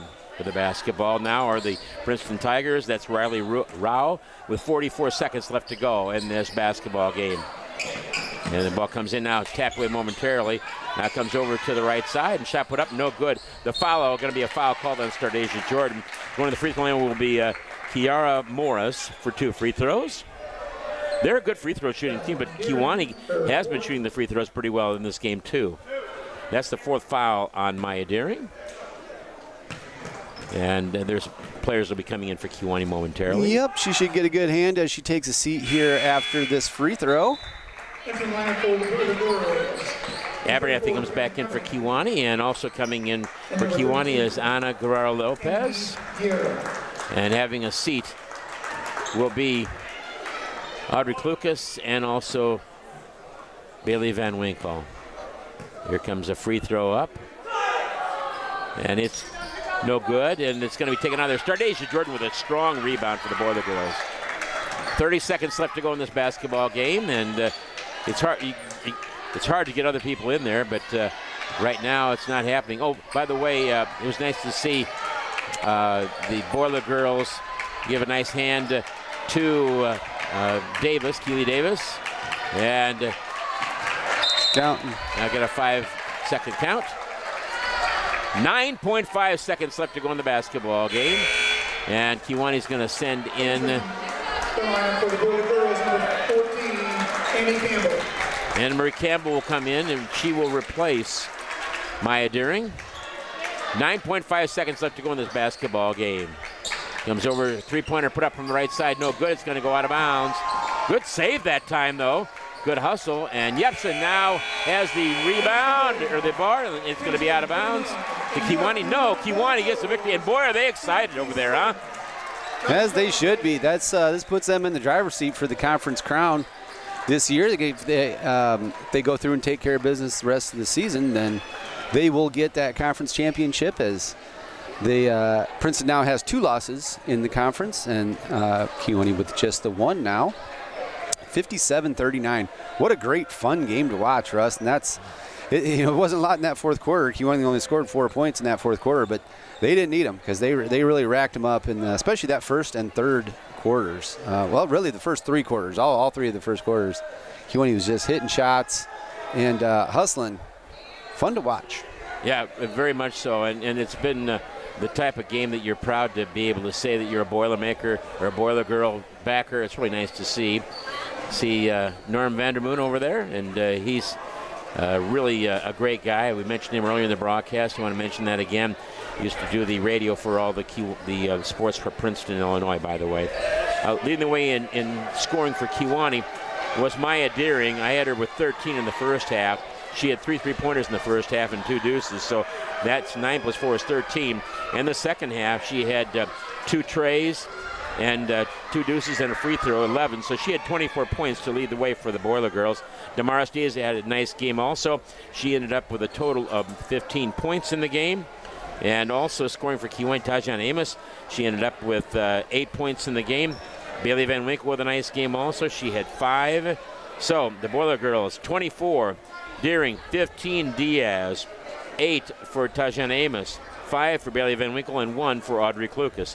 For the Princeton Tigresses, they were led in scoring. I think it was Cameron Driscoll. I'll add him up here, 12, 13, 14, 15, 16 points. No, it's Davis with 16. Driscoll ended up with 2, 4, 6, 8, 10. She had 12 points in the game, 2 players in double figures for Princeton. Also scoring for them was Michaela Hecht. She had 5 points in the game. And also Peyton Brandt had 3, 2 for Olivia Mattingly. So they ended up with, I didn't have the free throws, is the only thing. What a nice game by Kewanee. Go ahead. Yeah, Russ, there's some eye-popping stats that jump out on you in the sheet here that I was first going through, so I'll mention it here. In the second half, Kewanee out-rebounded Princeton 13-2. 2 rebounds. Wow. I'm no official scorekeeper or anything here. Maybe the official stats will come out different, but I had a mark down for 1 rebound in the third and 1 rebound in the fourth. Wow. And Kewanee had 10 rebounds in the fourth, so 10-1 rebounding advantage. That really jumps out to you, and that's probably the biggest stat here tonight. 27 rebounds for Kewanee, 12 rebounds in the game for Princeton, as Kewanee was just everywhere, flying all over. Offensive rebounds, every loose ball. Maximum effort, fun to watch. We'll start at the top here. So 2-point shots for Kewanee, 14 out of 31. They did cool off. They were shooting really hot until that 0 for 6 in the fourth quarter when they were really just kind of holding the ball. 14 out of 31 for Kewanee, 11 out of 26 for Princeton. 3-point shooting, here's a big one in the game as well. 7 out of 17 for the Boiler Girls, 2 out of 13 for Princeton. Rebounding, I mentioned, 27-12, Boiler advantage. Turnovers, Princeton did win the turnover battle there. 22 turnovers that they forced from Kewanee. 18 turnovers from Princeton. So both defenses, it was a fun game to watch as they both just came out and said, let's run. Full court press versus full court press, both directions. And Kewanee came out and hit 3 out of their first 4 3-pointers in the secondary break, and a lot of those. And that just got the train rolling right there. And Kewanee never did look back. There was a little flourish at the end of the end of the first half after Davis hit her. She hit her 1,000th point, and they celebrated a little bit and went on a 10-0 run to cut it to, a 12-point lead. But Kewanee was just all cylinders hitting again out of the locker room. So they got down to 11 points at one time, I think, in that third quarter. And like you mentioned, they were just not to be denied, obviously. It was really nice to see. Waiting for Coach Wallace to come up and talk to us here after the game. Very interesting, Jeremy, how the Kewanee Boilermakers played. Here he comes right now. And I have to make mention, too, we want to say thank you to our new guy back here at the studio, Jaden Underwood. Jaden Underwood, yes. He just texted, said great job. So everything must have went out over the air on that side of the broadcast just fine. And look forward to talking to Coach Wallace tonight. He's got to be feeling good. Yep, it should be fun. And by the way, we will be on the air tomorrow night. It'll be Boilermaker basketball for the first time. And Jerry Salisbury tells me it's been 53 or 54 days. So thanks to Jerry for letting us know what's going on, obviously. And Mr. Stats, and I'll have a lot of stuff from him tomorrow night, obviously. But that being said, it's been a really wonderful performance by the Kewanee Boilermakers tonight. And joining us here will be, as always, will be Coach Dave Wallace of the Boilermakers. We're going to let him catch his breath here for just a minute because that was a pretty intense game for Kewanee. And Coach, I think this is what you were looking for earlier.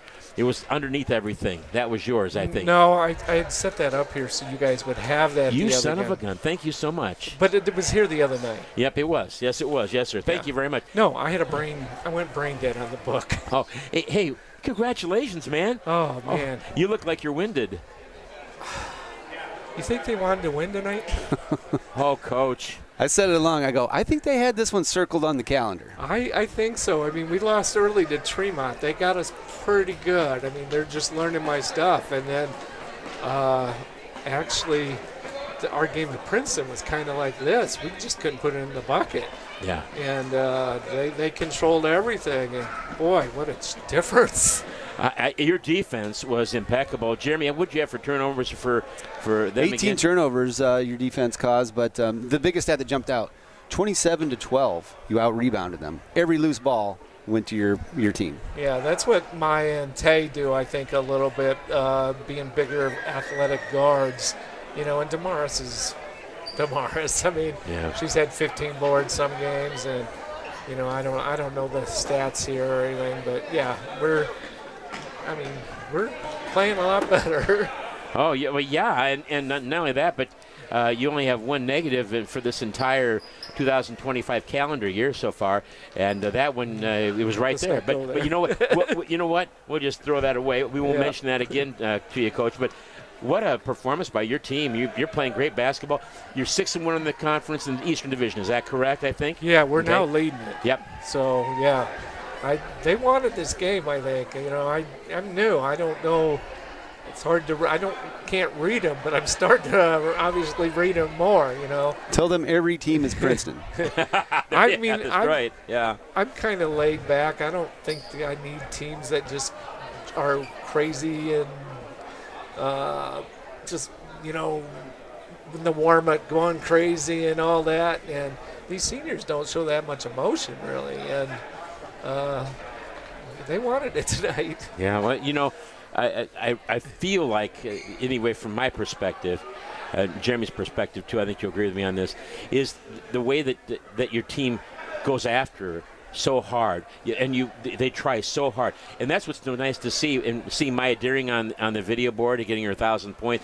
It was nice to see. And by the way, what a class act by you. To go ahead and stop the game with a 30-second timeout to give let them have the honor of giving 1,000-point score to Keely Davis. Yeah, I mean, hey, her dad came up and said something to me after the game and told us thank you, and I wasn't sure who it was. I mean, Spencer Davis, he was quite an athlete himself. Yes, he was. So I mean, it's a class act from them too. Yep. I mean, it's really good honor. Yep, and she's averaging over 20 points a game, and you held her down, and she didn't score in the second half until late in the fourth quarter.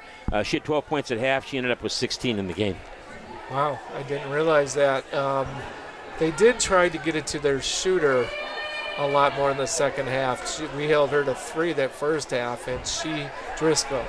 Yeah. And she started getting to the hoop. She's such a good free throw shooter, so that must have been the talk in the locker room. Hey, you're not getting shots, so get to the hoop, I guess. And we fouled her. That was the difference in the game over there. We actually scored more points from the field goal, and I didn't think we played good at all, but they just killed us from the line over there. So. Didn't do too bad, and go ahead, Jeremy. Well, I was mentioning as we were watching that fourth quarter, as you guys didn't have to do much scoring or anything there with the big lead, but watching Davis and Deering, she's out there stealing the ball, and it's so hard to steal the ball from Maya. But do you think I think those would be the two front runners for Player of the Year in the conference? Well, Damaris is pretty good too. Yeah. Oh, she sure is. Yeah. I mean, well, and Driscoll's, I think, probably had a pretty good season for him too. I bet Yeah. she's averaging 15 probably, I'm assuming. Yeah. So we did a good job. I mean, our defense is, what it is, and it's been pretty good since the start of the year, so it should get better. And I think the rebounding's gotten better, and we did some things I think that we didn't do last time that really surprised them. For one, I think Damaris only had a couple buckets. She was sick. Feeling under the weather, I Yeah. remember. Yeah. But I noticed they were aware of her because they came out and kind of doubled her early, which is what I like to see. You got those good posts, and you got open shots usually if you move the ball. And we got some open shots, and we hit them. So, Well, congratulations. A big victory. Now you're going to be playing here at home against Rock Island on Saturday, day after tomorrow. And that'll be Henry Hall's homecoming. He played for Kewanee back, was it 80? 86 when they went to state. Yep. He was a big part of that team. Yeah. Yep. Yep, so it'll be a lot of fun. shot clock. Oh, you're kidding. No, we have the shot clock. Oh, my goodness, how Yeah, wonderful. it should be, we'll see kind of how much it's going to affect the game. I don't expect it. I mean, it would affect the end of the game here when we're just kind of moving the ball, because that does take some practice on when you got to go to the hoop, Got to take a look up there and look at it. Yes. And so, but it should be fun, I think. It should be, yeah. Have Rock Island in the house. That's nice. I mean, Yeah, So- that was a fun one when you played the Western Big Six teams. yeah. It is. Well, we don't want to take up all your time. Congratulations. Well, thank This is you. wonderful. I know that you're going to say, oh, what's with the kids? Well, yeah, but, it's coaching also. So congratulations, Coach. Well, I do have to say this. I was standing on the bench, and I told the players on the bench, and I told the coaches, I am such a better coach when you make shots. You guys are just drilling threes. I mean, hey, it's so much easier. And They let the game come to them today, too, by the way. They didn't force the issue ever. That was nice to see. yeah. We're growing. Oh, better all the time. I'm hoping yeah. teams don't want to see us in the regional. That's right. But speaking of that, do you know where you're going yet, or been seated yet? I know we got the South Regional. I don't know where the two are. I do. I've seen it, but they haven't sent us anywhere. There seeded it haven't yet. been the seed yet, and all the teams are pretty good. I mean, we went south, so you got Canton, Macomb, Peoria, Notre Dame, Sherrard's in it. It was really good. Of course, Monmouth, Roseville. Just about everybody in it's pretty good. So hopefully we'll draw a decent game, and then we play like this. Yep. Mm-hmm. And get a victory. That would Sounds be so great. nice. Well, Coach, thanks for joining us again, and we appreciate you coming up after the game. I know you've got a lot of other things to do, so thanks for taking the time to join us. No, it's fine. Okay, I great. love it. Okay. Thanks, All Coach. these games at home. It's nice. It's great. The head coach of the Kewanee Boiler Girls, again, the one and only Dave Wallace, the head coach, and he does a great job. And Jeremy, wow, what a game. That's a fun one. I bet people go back and view that one a lot on the YouTube. Yeah, I think so. Just too. guessing. And when I said to Coach that you let the game come to them, that was not a negative. That was me mentioning that sometimes a player will want to take over, and I've not seen a Kewanee do it this year, but sometimes a player would like to take over. Well, that's not what happened tonight or in any of the games I've seen Kewanee play. They just go ahead and they let the game come to them, which is important. It is. It was a fun one tonight. Sure was. Well, we're going to go ahead, and we sure do appreciate everybody listening. Any last thoughts, Jeremy, before we let you go? Nope. Looking forward to the next girls and boys games, and both playing good. And we'll be on the air tomorrow night at about quarter to 8, I think it is. And then we'll be on the air at about 7:15. We're going to be playing the Macomb Bombers, and Kewanee will be moving down there. So 2 boys games coming up here. And then here at H.R. Broadway Gymnasium, Kewanee High School Sports and Special Events. Bob McKee and Steve Osborne will have those 2 games for you, the Frost-Off and the varsity game. So everything's going to be there, which is kind of nice to see, and it shows a lot of people that Kewanee cares, obviously. And Jacob Doan, our videographer, does a great job. Appreciate him. We also appreciate everybody, especially Jayden Underwood, for doing the job that he did back there. He's our producer back at the studio, spinning the dials. We appreciate him. And for the coach, Dave Wallace, wonderful job. Kewanee comes away with a marvelous victory, 57-39. And for Jeremy Peart by my side, I want to make sure that we want to thank you all. We want to say thank you to all of our sponsors for making this broadcast from WKEI Regional Daily News 102.1 FM and 1450 AM possible. They are the Staymaker Toulon, Sullivan Foods, Chevy's Gaming Lounge, Ed Morse, Chevrolet and GMC of Kewanee, and La Concepcion. Again, for Jeremy Peart by my side, this is Russ Hughes saying good night and God bless.